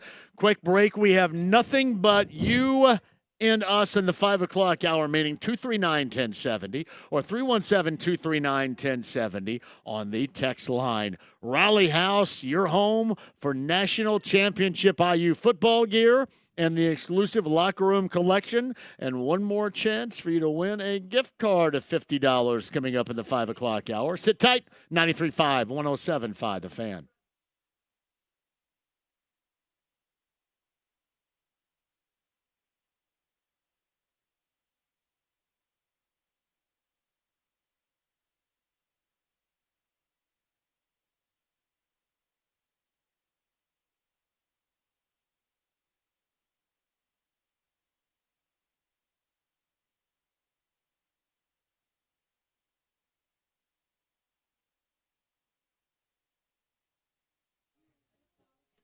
Hey, John here for Premier Weight Loss. You got 2 locations, North Meridian and in Fishers. Are you ready to get started on losing weight? Maybe you've knocked around this idea before and you're thinking, I don't know if I'm ready.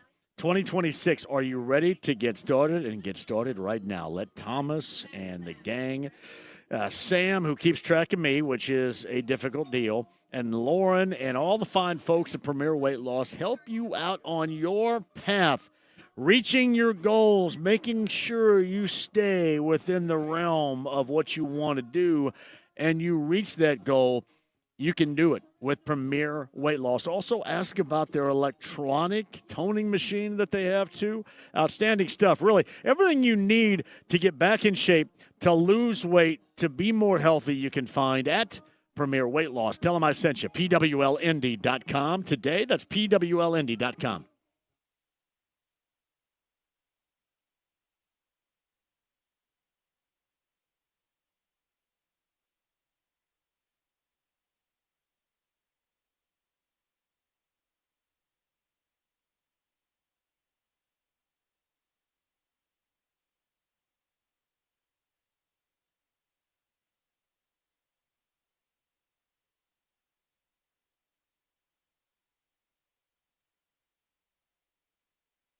John here for a fantastic, oh, Lord, do I need one right now. And luckily, Big Red Liquors is always near you. 100-plus locations in the state of Indiana. And as I mentioned, one near you can find it online at BigRedLiquors.com. Yeah, I can't wait to have that Friday beer. It is on the way. And with Big Red Liquors, they're going to have you set not just for a Friday beer, but for the entirety of the weekend, whether you're watching hoop tonight, tomorrow, or maybe even games in the NFL, championship style coming up on Sunday. They've got you covered. Budweiser, Bud Light, Miller Lite, Coors Light products, Modelo. If you like the low-calorie beer like I do, you're going to love Michelob Ultra. You're going to love Modelo Oro. Say big right now for a weekend in which you may not and probably will not go anyplace. Make sure you're supplied and supplied well, courtesy of our friends with Big Red Liquors. Also powering the JMV Takeover every Saturday night on B105.7. We start tomorrow night at 6 o'clock. Also know this to be true, Red Hot Deals and the Speakeasy and more. You can find those online at BigRedLiquors.com.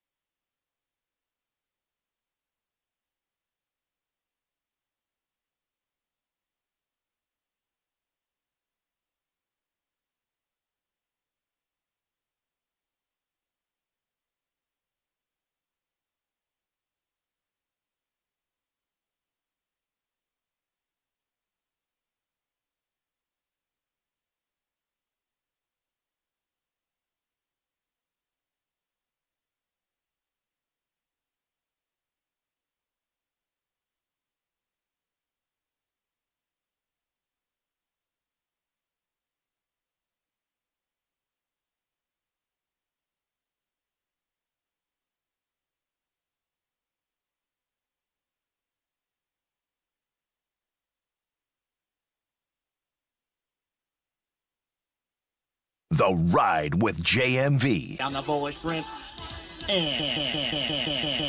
93.5 and 107.5. The Fan. Hey, welcome back to Rally House. That's Mellencamp. Mellencamp this summer, Ruoff. Have you guys seen Mellencamp? If you have, you haven't. Number 30 on the text line at 317-239-1070. Number 30, James will get a winner on that text line. John Mellencamp. Lindsay Monroe, Channel 13. We're live at Rally House right now in Castleton. Have you seen Mellencamp before? No. Never. Would you like to see Mellencamp? Do you dig it? Definitely. I do too. Yeah. I've seen Mellencamp twice, and both times it was really good. I mean, it's just one of those things where you grow up and you hear basically know every song out there. Even if we're not, I mean, we're of different generations certainly, but you know pretty much all of them. If you hear it, you may not know it right away, but if you hear it, you go, yeah, you'd know enough right there. So Mellencamp at Ruoff. Hopefully he's softening a little bit too. He looked like maybe not as gruff as he was. Remember when he made that comment going back to the NBA Finals, I think. No, the Eastern Conference Finals when the Knicks were in town. But, definitely worth it in concert. At least it has been in the past. And I do, hey, what's up, Billy? And I do like the fact that they did that little piece with Sean Penn and talked about, playing the hits and the catalog of hits everybody wants to hear. That also is good. I feel like if you know what made you your money, what made you famous. I mean, those are the songs that the people want to hear. Those are the ones that you have to play. And I know it probably is so repetitive over and over, but it's like, hey, I came to jam out. Nobody wants to hear. I've told stories before. If you were involved in something that is near and dear to people, to anybody, I mean, you got to soak that up, right? You got to perform. If it's performance-based right there, you got to perform it. I have a friend in my first TV market. Her parents named her after Jack and Diane. Her name was Jacqueline Diane. Right. And that's the way to go. She's like, I'm pretty sure that's where my name came from. Nothing wrong with that. The album American Fool. Number 30, again, on the text line at 317-239-1070. Mellencamp tickets. Lindsay Monroe is here because we're talking IU. She obviously is a big IU fan. Are you going to be able to come down from that high point of IU football national championship and try to understand what you got with this basketball team that's scuffling beyond belief right now? I feel like the success of the football team is kind of hidden this rut that the basketball team has gotten into, and Darren DeVries has kind of gotten a pass. We'd be much more pissy about it right now if not for this. Yeah, I think a lot more people would be mad at him. He's kind of been hiding under that radar, but it's just a tough situation to be put in when you're trying to recruit like a brand new team and get everybody ready kind of behind what other teams have from a time standpoint. So, you can't win them all, I guess. Yeah, and there are some things they don't do well. Yeah. And quickness and athleticism is among the top of the list of things they don't do well. And nights, those are pretty important things, I would think, for a basketball team. And Lynn's on nights in which they can't knock down threes anywhere near consistently, which they have really been struggling on that category. They have no chance. Absolutely no chance. No, but the whole strategy of the game is different, though, this year, I don't think we even tried to shoot threes very much last season, so at least that's different. And they certainly recently have not been at all good at that. You're going to hang out in the 5 o'clock hour with us, too? Yeah. We'll get back to that. You got IU and Rutgers, by the way. That's an early tip time from Piscataway, New Jersey tonight against Rutgers from the Rack at 6 o'clock. You have on Fuego. You have Butler and Marquette from Hinkle tonight at 8. I think that's 7:30 coverage with Mark and Nick on Fuego. 93 WIBC for the game call of IU and Rutgers later on tonight. And here on the Fan, I think James, make sure I'm accurate, 9:30 is the tip time. Is it a 9 o'clock pregame with the Pacers and OKC and Oklahoma City tonight? Am I accurate with that? Hopefully so. I believe James, you are. Sorry. Yes, I believe I'm in. The talkback thing, I'm having to do the talkback workaround, so I completely forgot to turn myself on, essentially. All good. I believe that is the case, too. We'll come back with that because the Benedict Mathurin trade rumors are out there. How significant or lack thereof. That and Yeah, a former Colts quarterback as recently as December interviewing for a head coaching position in the NFL in Buffalo. Does that make more sense than Jeff Saturday being the head coach here years ago? Did you Less say sense. Did you say 8:00 or 9:00? I thought I said 9:30 was the tip. Is it an 8:30 tip? So it's an 8:00 tip tonight with a 7:30 Oh, pregame. okay. I got you. 7:30 pregame, 8:00 tip coming up later on tonight. See, I looked at the schedule for the start of the year, and this is where I got that from. Said it was a late tip, so maybe this was inaccurate on the schedule I have as a hard copy right here. But anyway, James saved it. So 8:00 tonight, 7:30 is your pregame coverage right here on 93.5, 107.5 The Fan. We do have to hit a break. Remember the IU celebration in Bloomington. We got you covered on that tomorrow. And then they're going to re-rack the national championship game coming up on Sunday. We'll tell you all about that coming up as well. Lindsay and John, Raleigh House in Castleton. Don't go anywhere. $50 gift card to give to you coming up in the 5 o'clock hour as well. That's 93.5, 107.5 The Fan.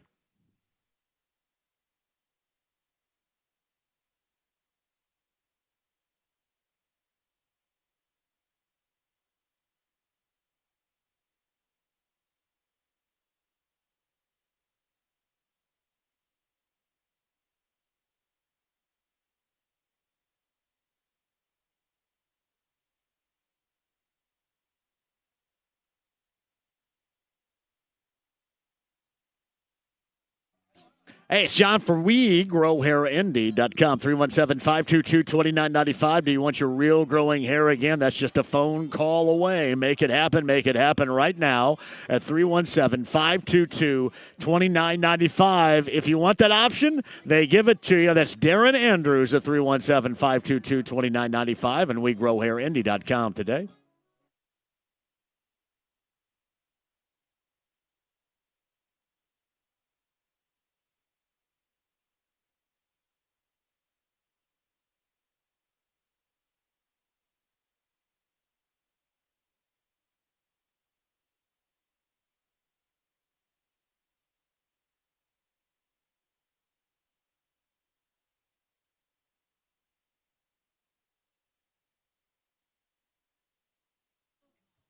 Love heating and air conditioning. Now, the heating part's what we're going to concentrate on. Extreme low temps.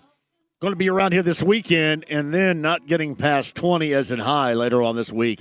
Going to make sure your heating system is working well, working efficiently. That's John and Chris Love at Love Heating and Air, 317-353-2141.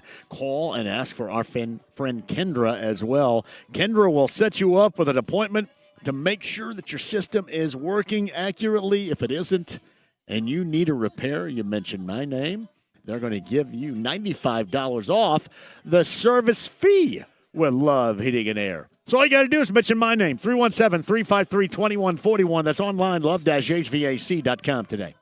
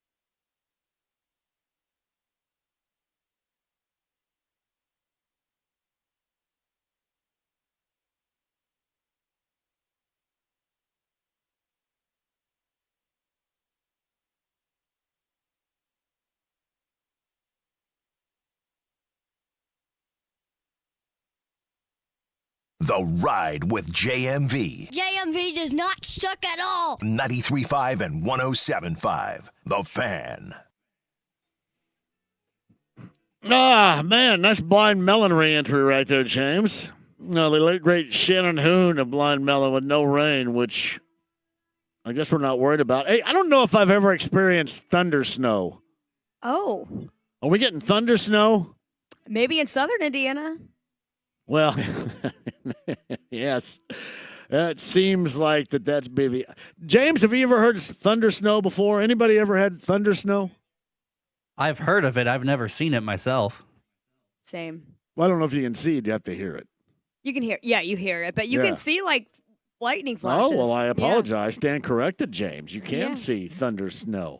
All right, tell us a little bit about thunder snow, which they could get in southern Indiana. So it's the same as a thunderstorm. It's just with a temperature under 32. It's a very strong convective type cloud formation that a storm would develop in. And some of these winter storms, especially ones that are along fronts, like warm fronts and cold fronts, you get a lot of lift, as we call it, in the atmosphere, which produces some of these thunderheads and these thunderclouds. And I've never seen or heard that before. It's very rare. Weird. It's really hard to get a storm with that much convective energy in order to produce thunder snow. It's very, very heavy snow bands. Maybe it's because it is close to Thunderstruck by AC/DC, but a song titled Thunder Snow would be rocking. You know, I would think, it sounds like a here. good remix. I would think it would be rocking. This is from the text line at 317-239-1070. The one thing that is quite annoying that schools today do, kids do not get snow days anymore. Teachers don't get the day off. Instead, they call it e-learning. Yeah, and no learning going on, by the way, for e-learning.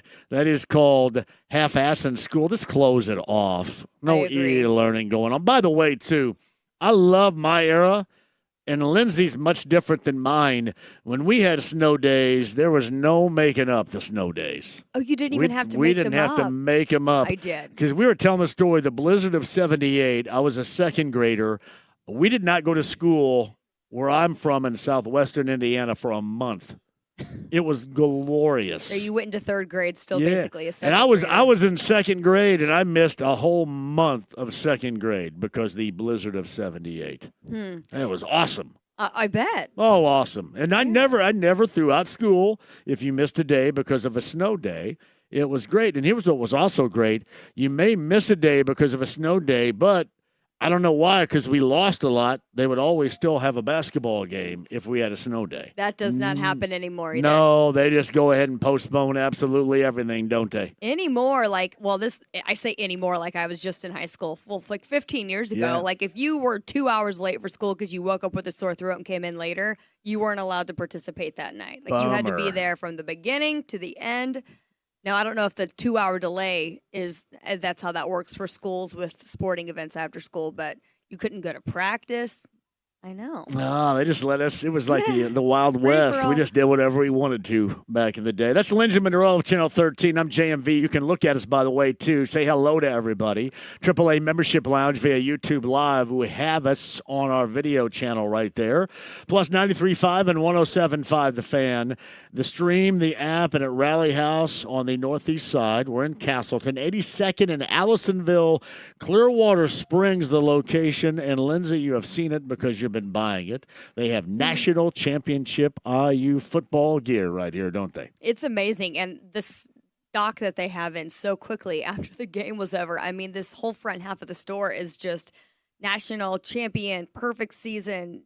I mean, it's just so much gear. You have to come get it because it's selling fast. I mean, this has been a constant flow of people in here. No, Love it. Yeah, you can tell too. And these styles, they have something called the locker room collection here, which is exclusive, I think, for them. It is outstanding. Is that this front table right here? I think so. Yeah, there's a lot of great gear right here too. You got a favorite? Yeah, I like this quarter zip that he's holding up right here. Yep, that one. Oh yeah, you got that. You got that quarter zip, didn't you? Yeah, you got that. That's for my husband. I think I like. I had to get it. I just noticed they have other T-shirts of it too. I had to get the one that had Lee Corso driving the bus. That is the best, and I got that for Lainey, my daughter Lainey, as a hoodie up there. Now, That did you was a ride a bus must-have. like that when you were down there, or you said you had a black SUV? I had a taking you black around? SUV, and yeah, my man Lenny. See, this is what happened on Monday. I was at the Diplomat doing the show, and I had to go until 6, but the bus going over with the people from Bullseye left at 4. So Kyle Kinnett sent for Lenny and an SUV. Lenny picked me up at 6:15, got me out there 30 minutes before the start of the game, which was excellent, and then waited for me in the parking lot. And then I had myself and J-Law, who was next to me, and then Mike and Teresa, I believe. They were on the other side of me. I said, hey, I've got an SUV waiting in the parking lot. You guys want to get back to the hotel early? And they went, yeah. So we got right out there. And Lenny got us back really quick. Man, that was the trip of a lifetime. I'm I'm so happy for you. I loved it. And then now my son Blake is going down. He's going to Miami this weekend and then into early next week. And the temperatures and the weather, I think, down there much better, certainly than they were last week. It was sketchy, a little bit sketchy last week. You guys, there were like freeze warnings down there for Florida. I think the lows in Miami were like in the upper 40s the morning of the game. So I was on Hollywood Beach doing this show on Monday, and I hate to say it right now because we're in single digits. It's going to get even worse this weekend. It was freezing. For Miami, it was freezing on the beach when I was doing the show there. Incredibly cold. You know, we talk about you are just kind of a product of your preparedness. Yeah. And people in Florida are not prepared for it to be cold. Like even a long sleeve, it's this is not even warm enough. Here in Indiana, we're like, it's going to be minus 20. It's like, cool, I'll just put my snow pants on and I'll put like my 2 winter coats on. I'm good. For a little bit at least if you have to go out. So we just kind of know. We know how to deal with the cold a little bit better. Well, we got Lindsay here as well from Channel 13, so she can give us her AccuWeather forecast because this is going to be something we're all going to have to deal with this weekend. You're making up this brand. I am. That's your brand, AccuWeather. I think AccuWeather used to be way back when for somebody. I'm just making it up. I think it's been retired, and I'm going to bring it out of retirement for you. All right. Yeah, we'll talk about the forecast for this weekend. We got winter storm warnings that are going to start going into effect tomorrow, and still been online a lot. Just people asking me, I have this event on Saturday. What do you think? I have this on Sunday. And I think really anything after 8 p.m. on Saturday, if you don't have to be out, please cancel. Please postpone. All day Sunday, I think the weather's going to postpone all your plans for you. I think the only people that need to be out on Sunday are our snowplow drivers and our guys treating the roads and stuff. So Sunday is going to be the worst. We're going to get most of our accumulation the pre-dawn hours of Sunday through about 6 p.m. on Sunday. And we talked about snowfall potential here. I think 8 to 12 inches from the I-70 corridor south is a good estimate. There will be slightly lower totals north in northern Indiana, but still, I mean, we're talking not nothing. We're talking 4 to 6, which is still pretty significant for travel. Just not as bad. So yeah, that entire stretch, even through Monday morning, I think we're going to see a lot of school cancellations as well. Yeah, this is one that seems like it's going to be can't miss. Right? Yeah. And when you start using words like swath, I know we're all in trouble. Because you only pull the swath stuff out when it gets bad, right? It's that this swath is from Texas to New York and beyond. Yeah. I mean, this is going to impact a lot of folks. So if you do have any travel plans, even early next week, I think this is going to have a lot of disruptions to air travel, and that could trickle down through next week and potentially cause some issues. So just a heads up, just want everyone to plan ahead. If you can stay home, please do.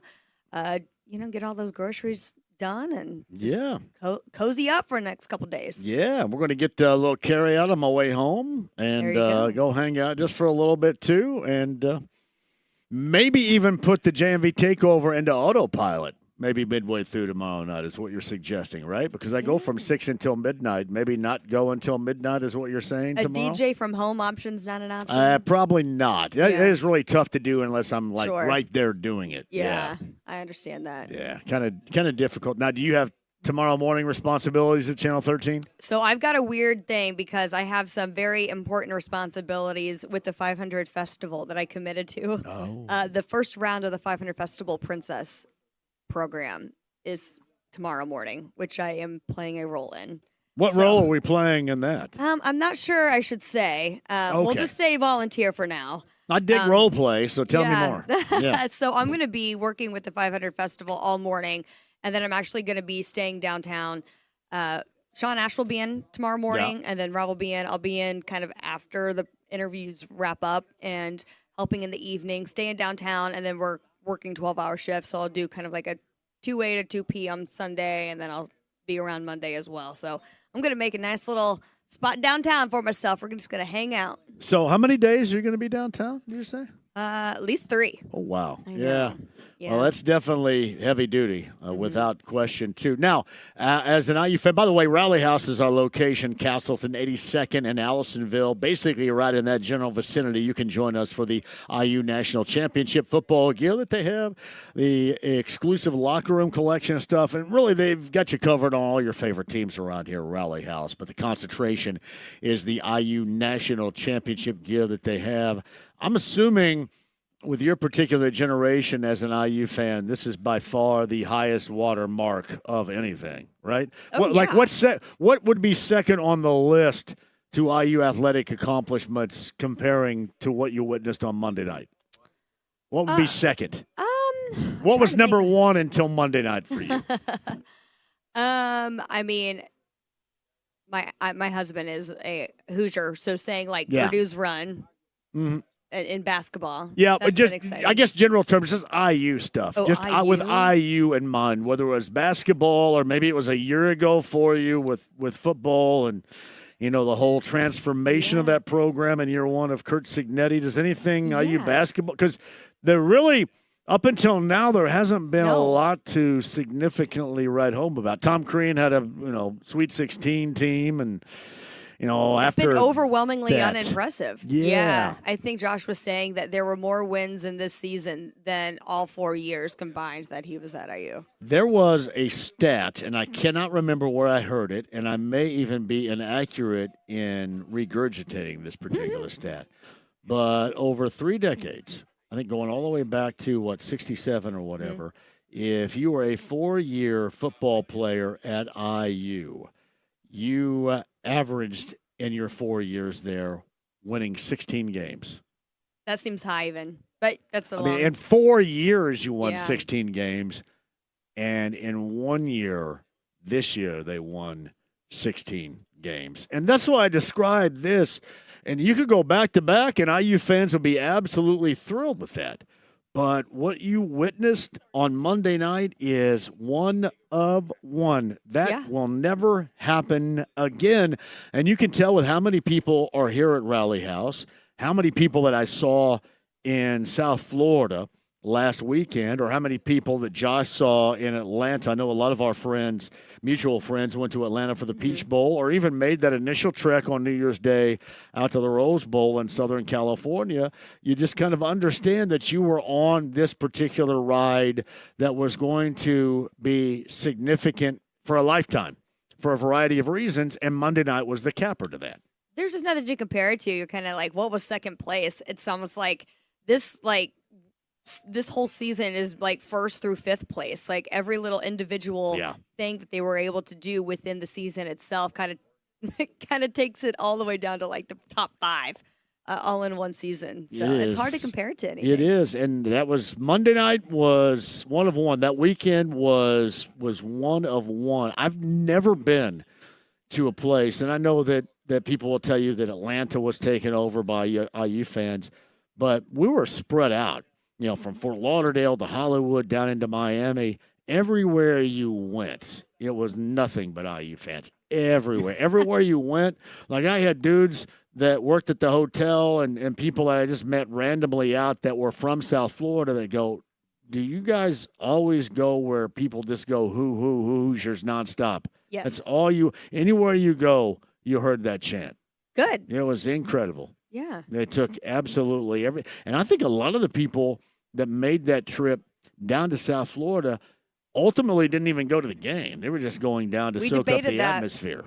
Yeah. We're like, do we want to spend money on flights and a hotel just to be in the atmosphere? And that conversation was had. So I would imagine had you gone and you would have said, yeah, we're just going to go down and soak up the atmosphere, at some point you probably would have ended up paying and going that's to the why game. we didn't. That's probably better.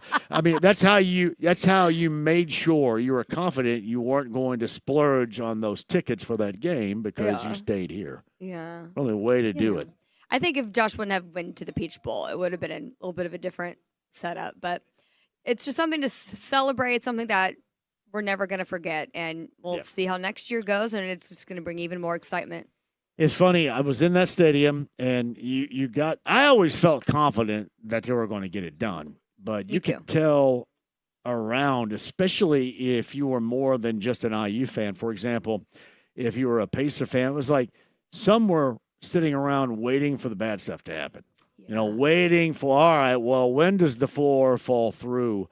And for this IU team, it never did. It never did against Miami.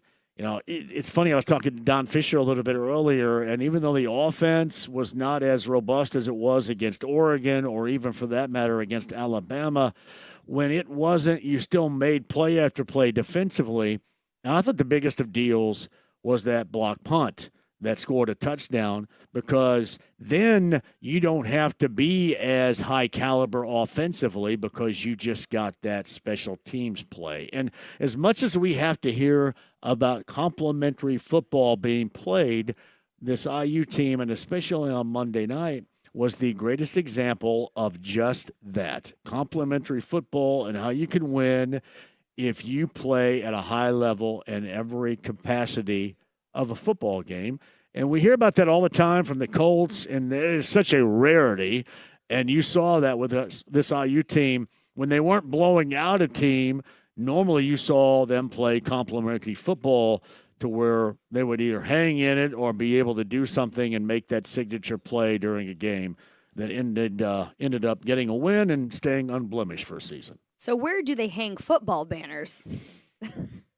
My question. How's that all going to work? Do you know? I don't know. I would guess somewhere in the stadium. It's going to go. Yeah. It's going to go up there like big and loud and loud. Now tomorrow, by the way, you can tell people tomorrow they're going to have that celebration down in Bloomington from 1 until 1:30. Yeah. What is the temperature going to be like between that 30-minute span? It's not going to be nice, is it? It's not, but it's not going to be snowing yet. And I've had a lot of people reach out to me. They're like, we're thinking about going to Bloomington. What do you think? I think it'll be fine because it's so early in the day. Just cold. It'll be cold. Yeah, the winds will be a little breezy. I think the wind chill will be kind of 5 below to 0, and air temperature will be around 10.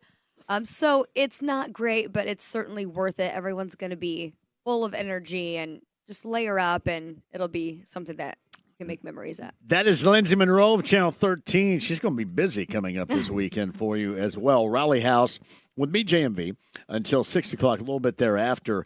Again, this reminder, IU basketball, that's an early tip time from Rutgers tonight, 93 WIBC.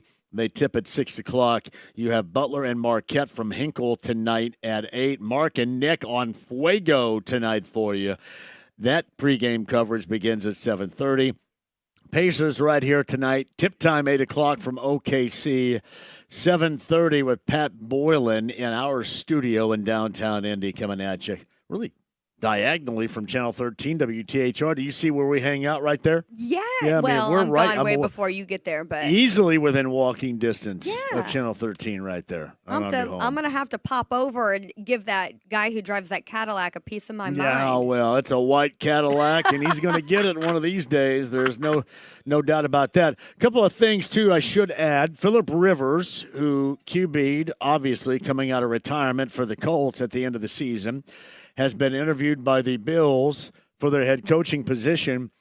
And while I think everybody likes Phillip Rivers and what's not to like, you get rid of Sean McDermott because he hasn't performed, and then you're thinking about, and I don't suggest they're going to end up interviewing, or I should say end up hiring him. He interviewed for it, and Lou Anarumo, the Colts defensive coordinator, also interviewed for that position.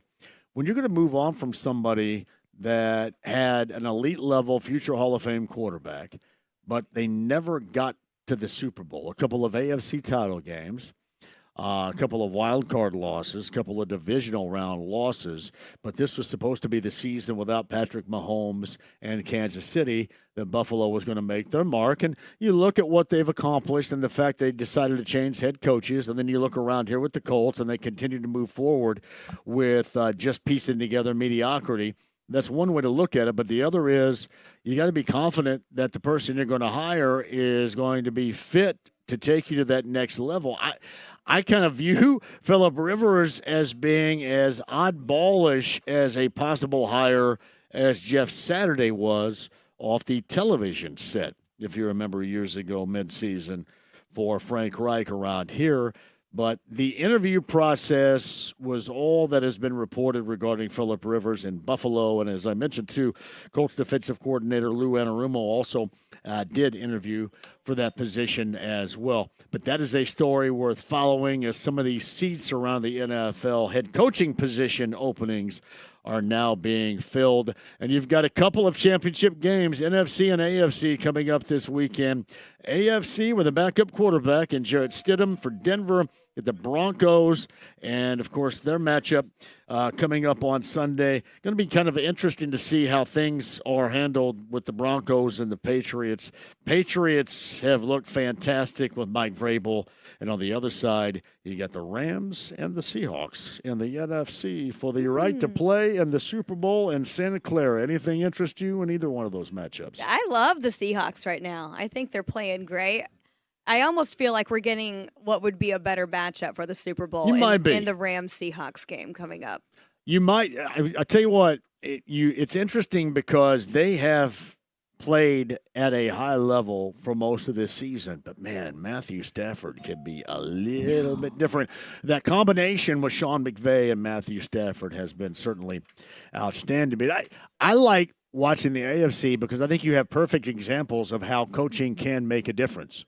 And you've seen that in both Denver and New England with Vrabel and with Peyton, how coaching can make a difference. It's all about talent and the quarterback position, but sometimes coaching can make that difference. Do you feel like the hatred due to the rivalry that the Colts and the Patriots had for so long, do you feel like that's ending and it's going to bring more? No, you think that's I think it's strong? even more magnified now because New England has been up and then gone back down, and now they're back up, and the Colts are still hanging out in the world of mediocrity and winning crap. So I think it even more magnifies the fact that Colts fans dislike New England because of that, because they have Mike Vrabel as a head coach. If I'm Tennessee, I kind of wonder, so you decide to go there, and now you get New England going to the AFC title game in so short of a time frame.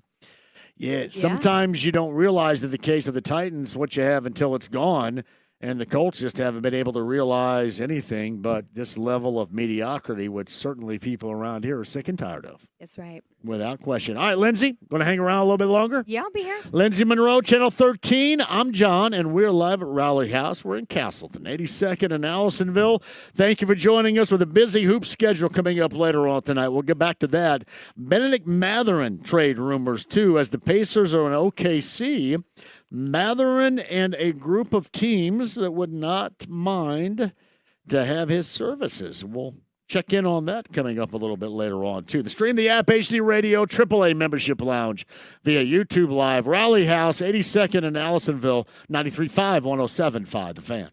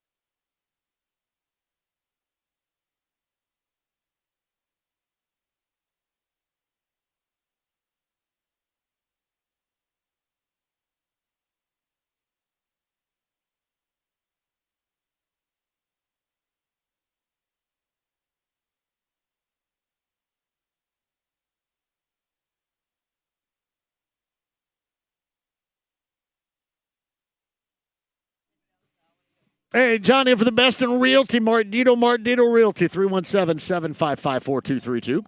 It's markdietel.com, markdietel.com today. Where do you want to start? Well, wherever you need to start, whether it's an upgrade in room, growing family, understand that, or maybe it's just downsizing. You got to go with Mark Dietel, 317-755-4232. Here's the point I'm going to make on this, too.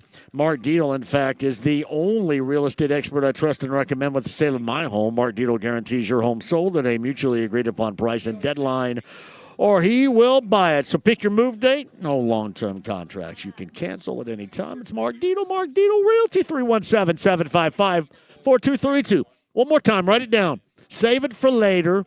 English beat. Okay. If you need it. That's a JMV takeover reference. 317-755-4232. That's markdietel.com, markdietel.com today.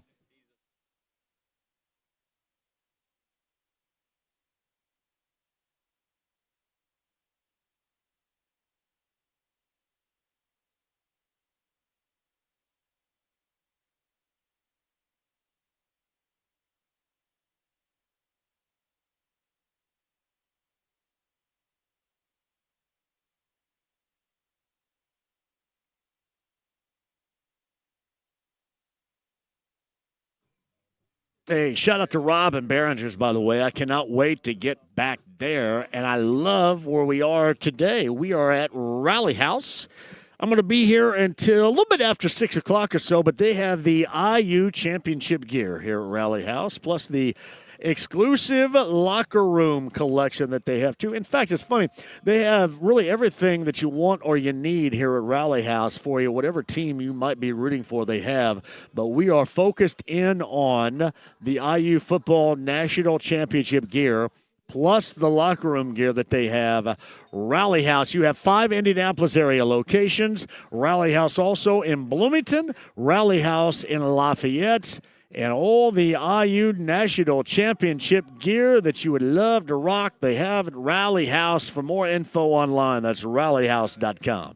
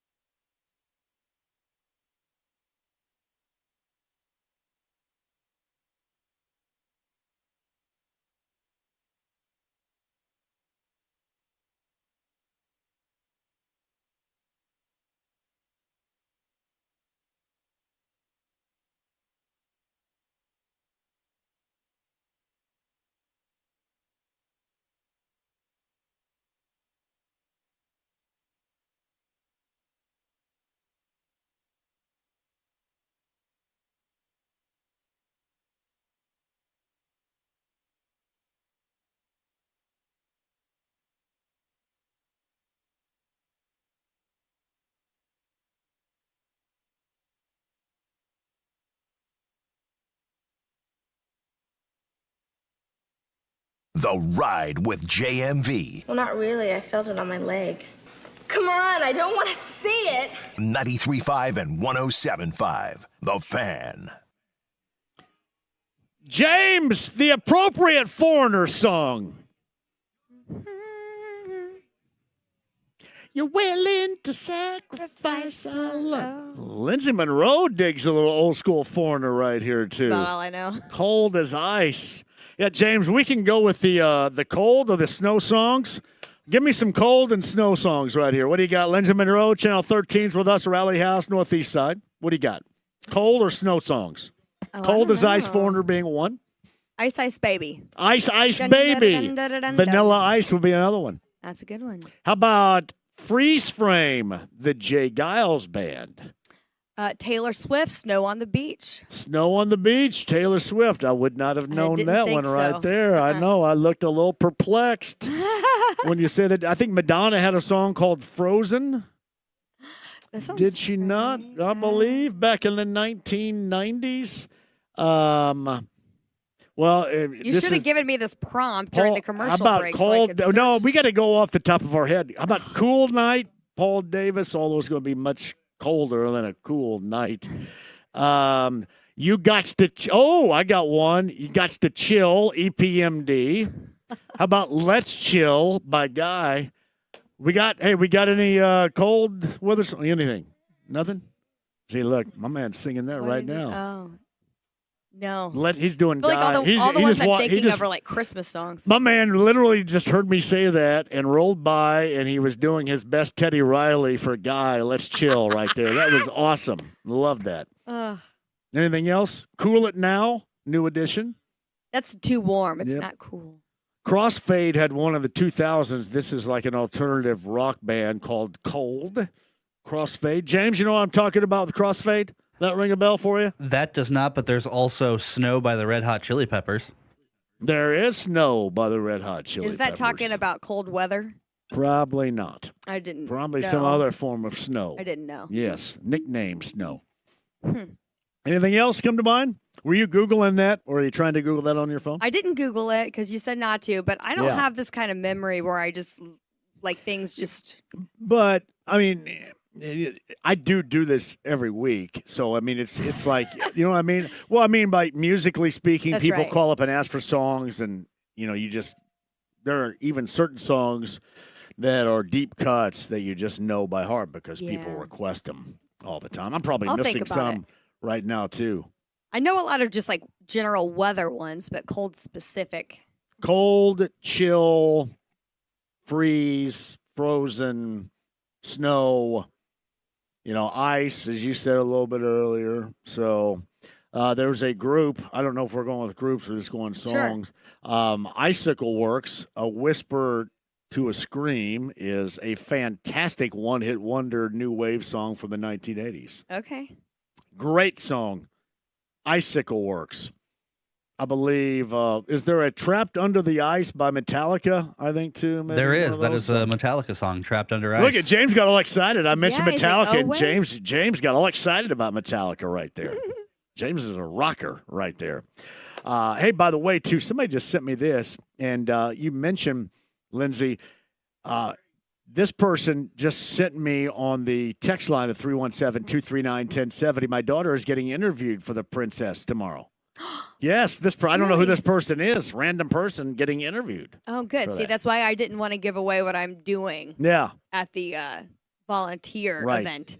Right. But I will definitely be there. You know, I was a princess back in 2010, so I have a good relationship. I have a great relationship with the 500 Festival, and I'm so happy every time they ask me to come do Great. something. I'm like, you just sign me up no matter what you need. You were a princess Let me back know. in the day, too, in your Yeah, own right, 2010. right? 2000, that's great. Yeah, it was the best, and I still have some very good friends that I did not know. And it's funny because some of these princesses, like I went to, small town. I went to Lincoln High School in Cambridge City, then I went to Ball State.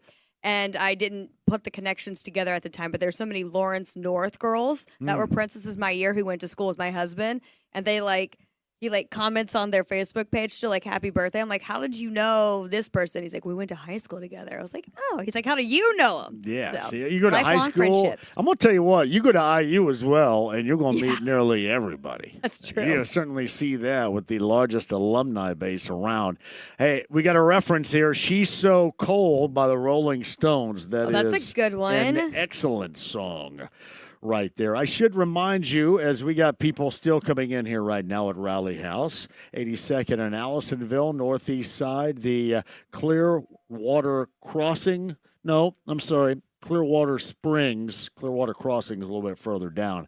But this is where we are. You got the IU National Championship Football Collection, the locker room collection, and really anything you want here at Rally House. Not just right now, but certainly going into the weekend as well. Now, your weekend is probably going to get compromise just a little bit. Lindsay, as we mentioned earlier, we've got a winter storm warning into the area on the inbound tomorrow, don't we? Yeah, and just a kind of quick update here. We're going to just want everyone to be prepared. I've had folks kind of reaching out, like, I've got this event Saturday night. I've got this going on Sunday. What do you think?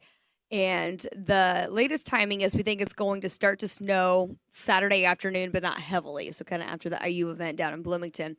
Then the real accumulation is going to happen overnight. But I think roads will start to get a little tough starting after about 8 p.m. on Saturday. So you have most of the day tomorrow. So I don't want to see, text messages like 3 o'clock in the afternoon. Where's this winter storm? It's going to be mainly on Sunday as far as the accumulation goes.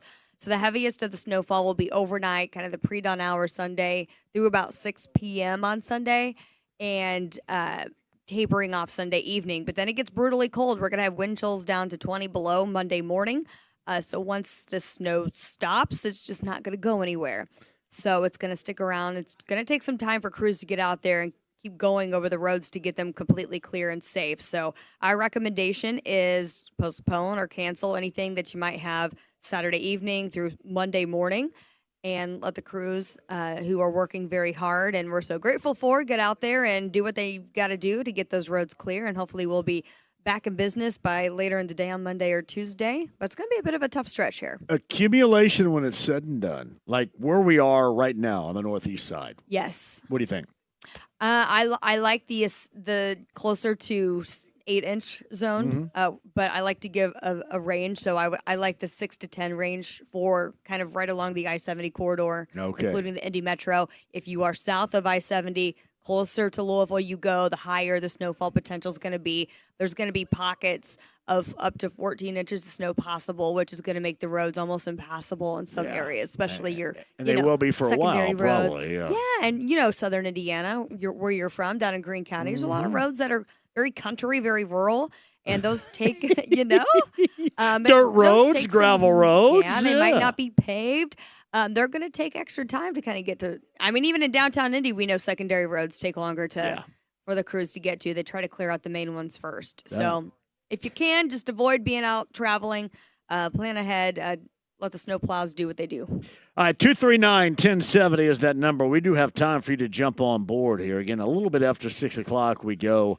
We'll get you set coming up for the last word with the Colts. And then, obviously, you got Pacer pregame coming at you with Pat Boylan. Pacers prep for a game and OKC coming up later on tonight. But Jerry is up first at 239-1070. Hello, Jerry. How are you? I am fine. How are you guys doing? I just left you at the store. Jerry, thank you for stopping by the store. Did you have one hell of a time while you were here? Was it spectacular? I came in, and you're like a kid in a candy store. You don't know what to pick first. I was hoping to get you guys' attention. I started talking to a guy up at the checkout lane, and turns out he mentioned that he went to IU. He was a punter on the IU football team back in 2012 to 2015 when Kevin Wilson was the coach. He had come in as well. He didn't stay. I saw him after he walked out. He was in here? Oh, yeah. He was in here? Yeah. Well, he should have came up and said something then. Well, I didn't think about it. He didn't think about it. But, the thing that's really interesting about this is, have you ever seen a case where you've had more people, not just IU alumni and IU fans, but people from all over just really get involved in this? I talked to a guy at Park Place on Saturday, and he decided to stay in town, and he was from Texas. Didn't have any connection to IU whatsoever, but he decided to stay in town. He came to Rally House and got himself a sweatshirt and came back. And, of course, every place was, as you can well imagine. You had that experience. You were talking about you met just everybody from Zionsville, and you were talking to Eisenbacher and all the different people you met. And I was really thrilled to see the fan turnout that they got for the game. It almost looked like, it was hard to tell on TV, but almost looked like it was about 70-30 with IU fans. Now, it probably wasn't, but it sure seemed, from where we were watching from our vantage point, it sure seemed that way. So it has been just one heck of a run. And, the last thing I did when I left after the game the other night, I was so wound up. I drove home, which was not far, and then I tuned on Don Fisher and listened to his post-game show and caught his, he always does a highlight show after, so I caught like all the highlights. And I don't think his call at the end of the game, I don't think that's one that people will forget for a long, long time. That's one it's just going to stick around. No, Jerry, I completely agree, man. Thanks for coming in as well. And don't be a stranger. Come out to a live show because this is I love being here. It's odd being out and not being able to partake in the normalcy that we do sometimes too. You know what I mean? Yeah, and tell Lindsay, drinking. Thanks for the updates on the weather. And the answer is no. The hatred for the Patriots are not going to go away anytime in my lifetime. I had to try. I had to see. That's a whole nother long discussion that we won't get into because you guys got other people to talk to. But that's not. And now that they're on the potential of being champions again too, which has to drive everybody around here even more nuts. Yeah, and shout out Lindsay, fellow Ball Stater here, so as well. Sure. So always glad to see my Cardinals represent. We don't have the success that IU certainly has, but boy, it's been a lot of fun. We need to get us some donors. Yeah, no doubt. Hey, Jerry, thank you very much. Have a great and a safe weekend with the winter storm warning. Jim McCann writes this at 317-239-1070. Jim McCann on the text line from Southern California. And you're right. Initially, the JMV takeover on B105.7 was just 4 hours, and then it transitioned into 6 hours. Would I get away with 6 until 10, you think, to get home? Yeah. So, I probably will have to talk to somebody. I don't know if they're going to allow me to stay that long coming up tomorrow night. Hopefully they allow me to go at all. They may not allow me to go at all. So I'm not quite sure. I will say this, and Dev the engineer knows, I have equipment at my house to do Monday's show if I have to. It's actually at my house. But, Saturday it's either go in there or not do it. It could be a good test out for Monday. Yeah. Yeah, I could. Yeah, we could definitely try that. This is a nice New York Islanders outfit, my man. Hey, is that a starter jacket? That's badass right there, brother. I like that. I like that a lot. So, well done. A quick break. We'll come back. Lindsay's going to rejoin, and we'll take you till a little bit after 6, not too much after 6 at Rally House in Castleton, where they've got the IU National Championship football gear, the exclusive locker room collection, and more. We'll close it out with calls at 239-1070. Get you set for what is going to be a very wintry weekend, to say the least. And a lot more for you coming up. Don't go anywhere. By the way, Hoosiers about 20 minutes from tip time against Rutgers. That's at 6 o'clock. Butler tips at Hinkle tonight at 8. 93 WIBC for IU and Rutgers. Butler with Nick and Mark. They get Marquette inside Hinkle Fieldhouse tonight. That tip time, it is 8 o'clock, and that is on Fuego. Meantime, we're coming back to Rally House. 93.5, 107.5 The Fan. Sit tight.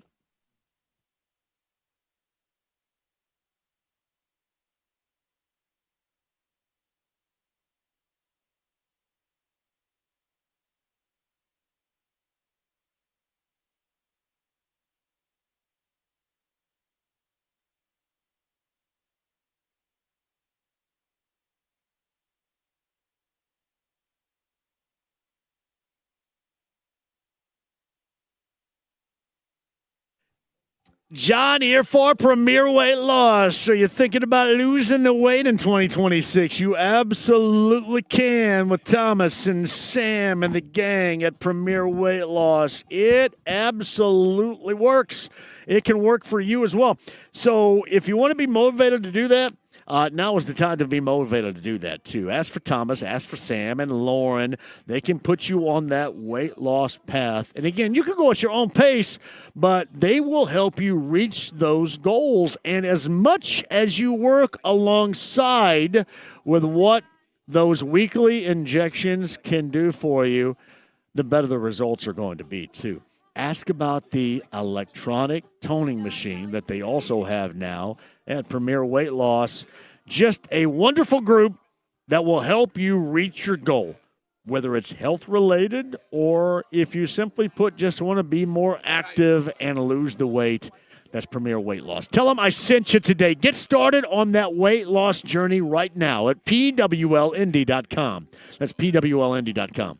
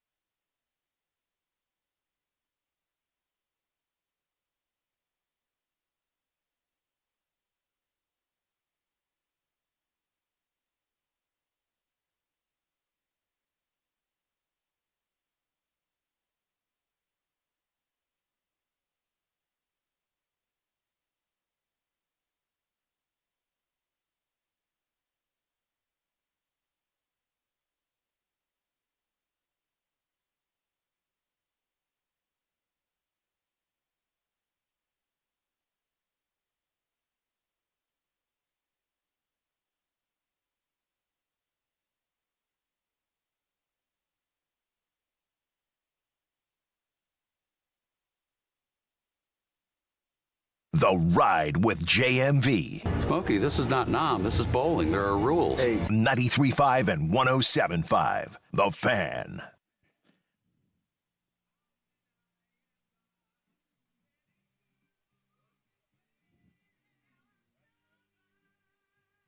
Is that Black Sabbath, James? No, this is Styx. No! I'm sorry, I didn't hear that accurately. What's the Black Sabbath song? Is there a Black Sabbath song that's Snowblind? Snowblind? Yeah. Oh, yeah. James goes with the Styx right there. Well done.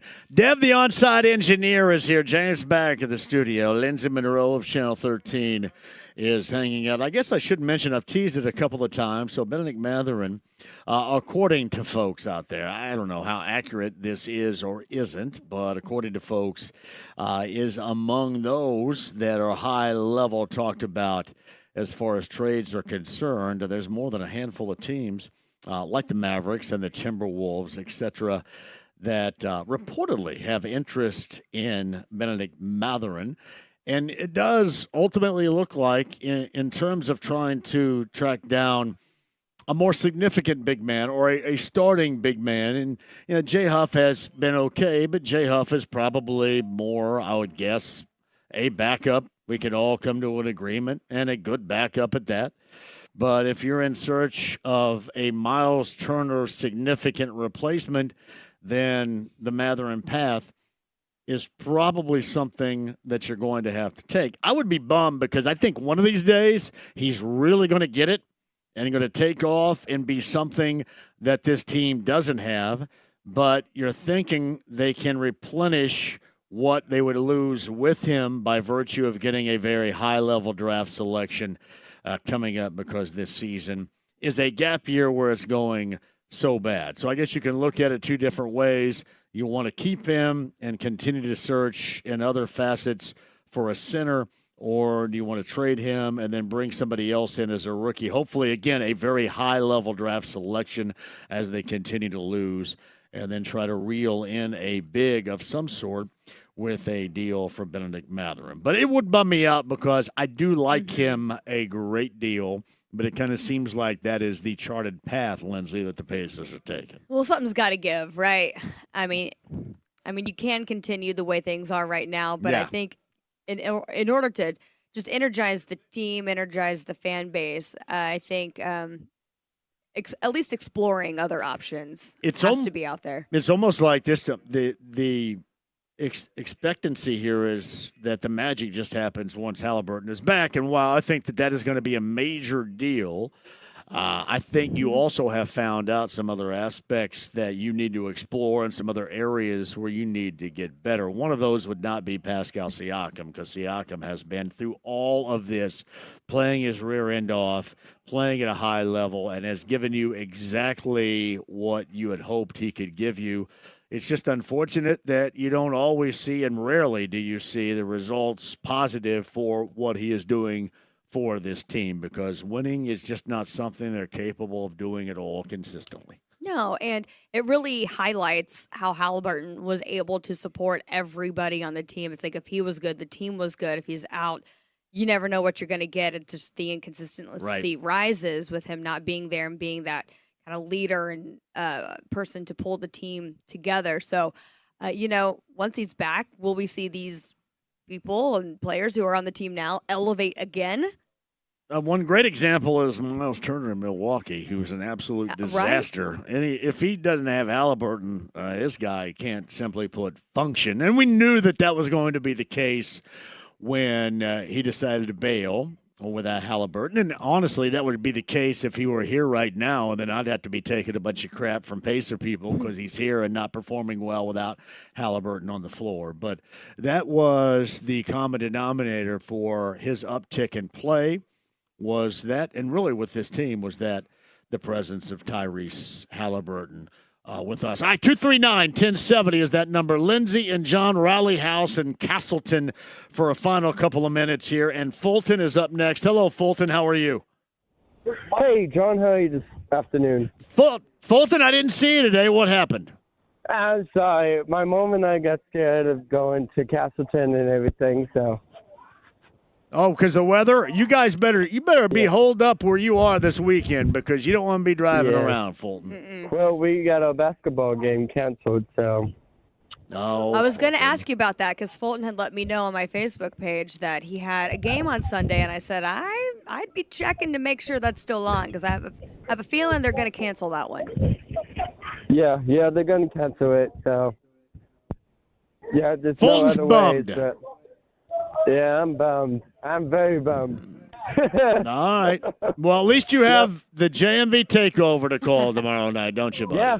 Oh, hey, Lindsay, I need to be on your show sometime to be telling about my story sometime. Is that okay with you? Or? I think he's right. I know. Yeah, well, he was telling me about his journey with the Special Olympics and how this was very important to him coming up this weekend, and how many years did you say you were involved in this? I've been doing it for 16 years. Yeah, that's amazing. We absolutely love our dude Fulton right there. Yeah. Well done. I'm sure that's going to happen soon, Fulton. Yeah, well, I better head off here. I got to get ready for basketball practice, but I'll talk to you later, guys. Perfect. That's our guy Fulton right there.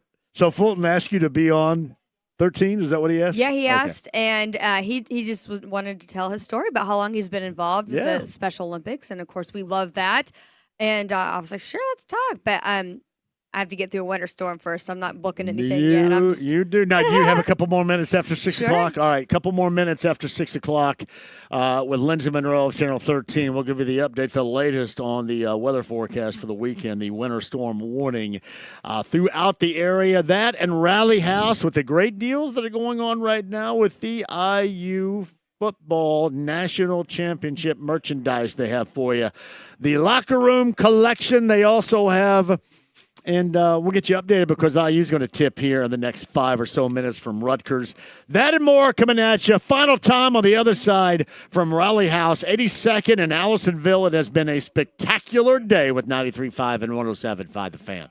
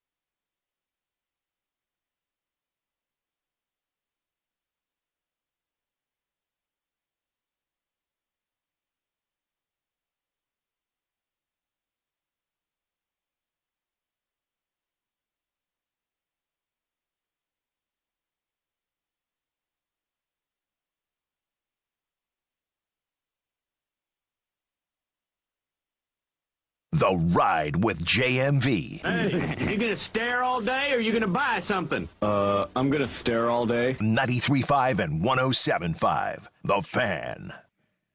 Hey, final time. I got to thank Sandy and everybody here at Raleigh House for treating us right. And everybody that came out today joined the show. There you go. Now Deb's getting down with that right there. Just a great job out of everybody involved. IU fans out of the woodwork to get this national championship gear that they have. Remember, Raleigh House locations, 5, including this one in the Indianapolis area. We're at 82nd and Allisonville. So 5 in the Indy area, Bloomington and Lafayette as well. RaleighHouse.com if you want to see what they have to offer. And certainly times and locations you can find. JMV here, Lindsay Monroe of Channel 13 for a final 6 or so minutes before we hand it off to the Colts and the last word coming up a little bit later on tonight. Busy weekend for you, to say the least, right, Linz? It's going to be a busy one. We're going to have team coverage. I mean, really starting tonight, and then tomorrow, it's going to be a weird day for me because I am going to be involved in the 500 Festival Princess program. We've got first round of interviews for that, so thinking warm thoughts as May is quickly approaching. So that'll be fun. And then I'm just staying downtown. The station is helping out everybody who kind of lives outside of the general vicinity, so we don't have to drive. Right. So it's kind of a little behind the scenes. They do put us up so we stay close to the station, and then we're going to be doing longer shifts and live on WTHR. WTHR Plus, our streaming app. That's just this new platform that we have that allows us to be on basically how severe weather coverage is. We don't have to be interrupted by commercials. We're just all weather all the time. So we're going to have you updated all weekend. And as far as the forecast goes, we are still really thinking things are going to get messy here after about 8 o'clock in the evening on Saturday. Yeah. So if you can, just don't be on the roads. You'll probably be fine Saturday night. We're talking about if you drive like a higher profile vehicle and a 4x4, all that. But it's just the fact that you're going to be out and the plows are going to be trying to pre-treat things, and it's just the fewer vehicles on the roads, the better. It's really going to start to kick up overnight Sunday. That's when the bulk of the accumulation is going to happen right before the sun comes up Sunday through about 6 p.m. on Sunday. Even when the snow tapers off Sunday evening, the temperature will plummet behind that. So we're talking wind chill values as cold as about 20 below Monday morning. And then even looking out through the extended 7-day forecast, we don't have a high temperature or anything getting warmer than about 20 degrees. So this is going to have some staying power. So it's sticking around. Yeah. So if you don't have to go out, that would be ideal. And I think a lot of stuff's going to get canceled. We're going to have probably a lot of worship services impacted Sunday morning, of course. I think most of them will either go digital or just be canceled. And then a lot of schools probably impacted. And not to mention a lot of people, perhaps if you're traveling, keep an eye on those airlines because this is impacting people all the way from Texas. It doesn't necessarily New have to be England. in your region to where the Yes. weather is happening to be impactful for where you're flying out. And I'm just grateful that we're missing out on the ice storm that's going to be happening south of us. Really thinking about everybody down in Arkansas, portions of western Tennessee, who are going to get a very big ice event. And Like that is what, just, like what are we talking about as far as the ice event? I mean, if you think about a quarter of an inch of ice up to a half an inch of ice, I mean, that's significant, especially on power lines, in an infrastructure, in an area that doesn't get a ton of winter weather, that might not have that mitigation in place, like lots of salt trucks to pre-treat those roads and things like we do have here. Right. So just the lack of that in general is going to create some very disruptive situations down south. So at least we're not dealing with the ice, but we are going to get a good clip of snow here this weekend. Yeah, so everybody remains safe. As for me tomorrow night, JMV Takeover, we'll see how we adjust on the fly. We'll start at 6 per usual, powered by Big Red Liquors. And, a brand new double shot sponsor is High Noon Hard Seltzer. I heard about that. High Noon is brand new to the show, so that will fire up coming up tomorrow night. So are you a big fan of High Noon, are you? Yeah, I love it, especially this time of year because it makes me think warm thoughts. Yeah, so what they call it, High Noon Sun Sips, I think, or something like that, too. I think that's what it's called. But, yeah, High Noon is a part of the show now. Thanks to my friend Romy for putting that on there, too. And we got more to come with High Noon and other products as well, so you guys can sit tight for that. But we'll start at 6 o'clock tomorrow night on B105.7, and then we'll play it by ear and see how far we'll end up going considering the type of snowfall that we're getting. So if I can get it to maybe 10 o'clock, I may be fortunate is what you're saying right here, right? Yeah. So at least at 10 o'clock. So we'll try that and see what happens. Hey, by the way, too, IU Rutgers now underway hoops-wise. That's an early tip time from the rack in Piscataway, underway 93 WIBC for that. Meantime, Butler and Marquette from Hinkle tonight. That tips at 8. 7:30 with Mark and Nick from Hinkle. 92.7 Fuego is where you can hear that. And then coming up later on tonight right here, Lindsay, we have the Pacers and OKC. 7:30 is the coverage time with Pat Boyle, and pregame show-wise, 8 o'clock. Tip time from OKC this evening. That's also another area that's going to get hammered by this ice. So I'm glad that it's today. The Pacers can get in, get out, get home, because if this game were tomorrow, I don't think it'd be happening. Well, and you also have down in Bloomington tomorrow the IU football celebration from 1 until 1:30. That should only be impacted by the cold, and that's it. And it's going to be bitter cold, to say the least. It will be. Wind chills will be anywhere from 5 below to 0. Air temperature around 10 during these festivities tomorrow. I mean, WTDR is going to have a crew down there as well. We're going to be broadcasting it on streaming and whatnot, so we're going to have a whole crew. I think it'll be fun if you can get down there and get back. I wouldn't cancel because of the weather in the afternoon. This is mostly moving in the evening, and I'd hate for you to have to miss it. So we'll be streaming it if you don't want to get down there in the cold, but I think they're going to have quite the turnout. They are. For this event tomorrow. For real. Yes. Quite the turnout, too. I should also mention to you as well, we've got Sunday, a replay of the national championship game between Miami and IU coming at you once again. That is on Sunday for you right here on the Fan. So that's coming up too. Coverage of what is going to be that celebration in Bloomington coming up tomorrow. And, of course, Championship Sunday for the right to play in the Super Bowl in Santa Clara. You got 3 o'clock on Sunday afternoon, the Patriots and the Broncos from Denver, 6:30 in the NFC for the Rams and the Seahawks. That is on Fox coming up on Sunday as well. In Seattle. In Seattle. So, yeah, you've got a couple of championship games. Otherwise, we're all going to be hanging out, I'm assuming, at home. I think the viewership for those two games are going to go way up just because people are going to be stuck in their houses on Sunday. I get to clean my house coming up on Sunday, right? Because not going to be able to go anywhere. Now, I'd love to get out in the morning, maybe play a little bit of hoop, but you're suggesting that's probably not going to happen. I wouldn't. Right? I wouldn't. I wanna, Lens. I do. All right. Hey, James, great job out of you. Dev, thank you very much. Everybody here, Sandy and the gang at Rally House, and everybody that came out. And remember, the IU Championship Collection still here, the Locker Room Collection as well. 5 Indy area locations, Bloomington and Lafayette. Check out Rally House and tell them that we sent you. If you missed it a little bit earlier, my conversation with Voice of the Hoosiers, Don Fisher is right now in front of the last word. Check it out.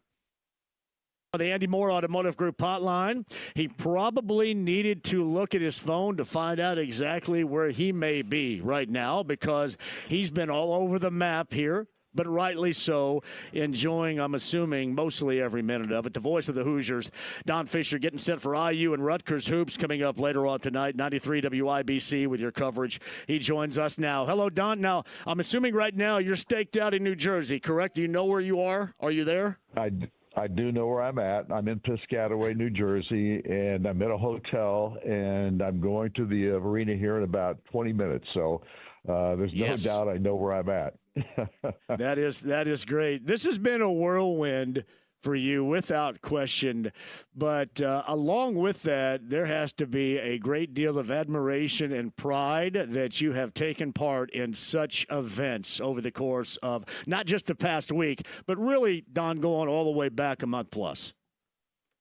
Well, you look at it from my perspective, John, and you just feel like you're a blessed human being in the sense of being able to do what I've done for almost 60 years now in broadcasting, but at the same time, 53 of those years have been spent here at Indiana University and doing the play-by-play and for both football and basketball.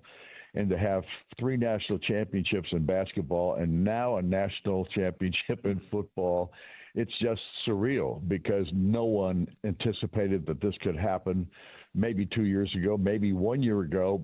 People may have speculated that it was possible, but very few believed it. And the truth of the matter is you should believe in everything that Kurt Cignetti says because he makes it happen every time. Yeah. No doubt about that. You also make it happen, too. And I've told you this before, and you think that I'm saying it in jest. But since you're going to be doing this absolutely forever, you're going to break all records for championships. Because, listen, once you get to your 200-year mark and start maybe you look the same as you did going back 3 decades ago. Who knows what you can do and add to your resume in the next 100 years, brother? Well, I can tell you this. There are a lot of people that have reminded me very recently that I don't look like I'm as young as I used to be. I don't know who those people are, but we may have to whip a little bit of ass right there. We can't have that talk. Well, the truth of the matter is you're only as young as you feel, and you're only as young as you act. So I'm excited about that aspect of it. Yeah, no doubt about that. All right, I know you got to run here really quick because you got basketball that's coming at us on the Friday night. Not only does it mess up Friday night, we don't like that anyway, but when it screws with our table time, we really, really don't like it. So, but anyway, you got that game we'll get to coming up in a second. Let's start going back to Monday night. Obviously, the Mendoza touchdown and the win and all that took place in that. Anything stand out to you as just a vivid signature moment that you absolutely never will forget? I'm assuming it's the entirety of the game itself, but just a moment that stands out to you during that game Monday night.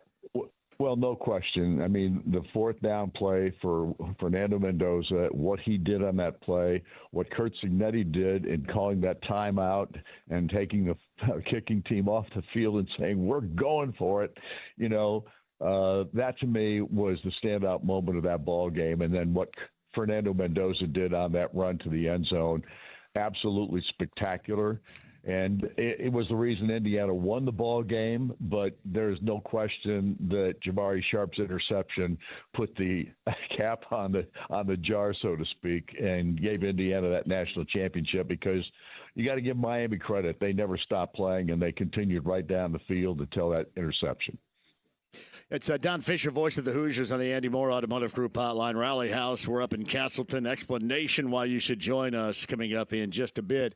The thing of it is, to me, about this football team, they constantly matched everything and never put themselves down, never turned it over, never cost themselves a game or a situation, but they just molded to whatever situation was going on. For example, whatever Miami was doing, they were able to overcome that. What went on at Penn State, they were able to overcome that. The same with Iowa. There were just different moments in different games where things were hanging in the balance, and this team always found a way to do what was worthy to do in that particular moment, and that is the uncanny nature of how this team went 16-0 to me. You're absolutely right. And we called it all, I said this all season long, the complementary football that this team plays with one another is just magical. There's no question that when the defense was struggling a little bit, the offense picked them up. When the offense was having its problems, the defense picked them up. And special teams was good all year long. Everybody knows that you've got to have all three phases. If you followed college athletics or any football for that matter, you have to have all three phases and hitting on the same cylinders, so to speak. And I think this team did that as good as any team we've ever watched. No question in my mind, this is the best football team. And I spell that with a capital T-E-A-M. This was a team. And because they didn't have all the stars that some of these other programs had. Obviously, Miami was another one of those that had tremendous talent level guys on their ball club. And I give Miami a lot of credit. They played as hard as anybody we've played this year. I wasn't real pleased with a couple, two or three of the non-calls that the officials didn't make. But nevertheless, this team was bruising. They were physical. They were relentless.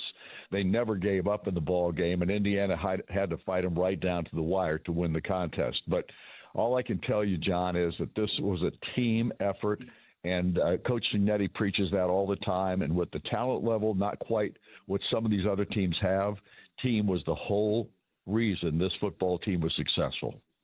It is so hard to do that, too, because it's one thing to have the resources to put something together, Don, but we've also explained this over this season. It's another to make those choices and those selections of what best benefits your team personnel-wise.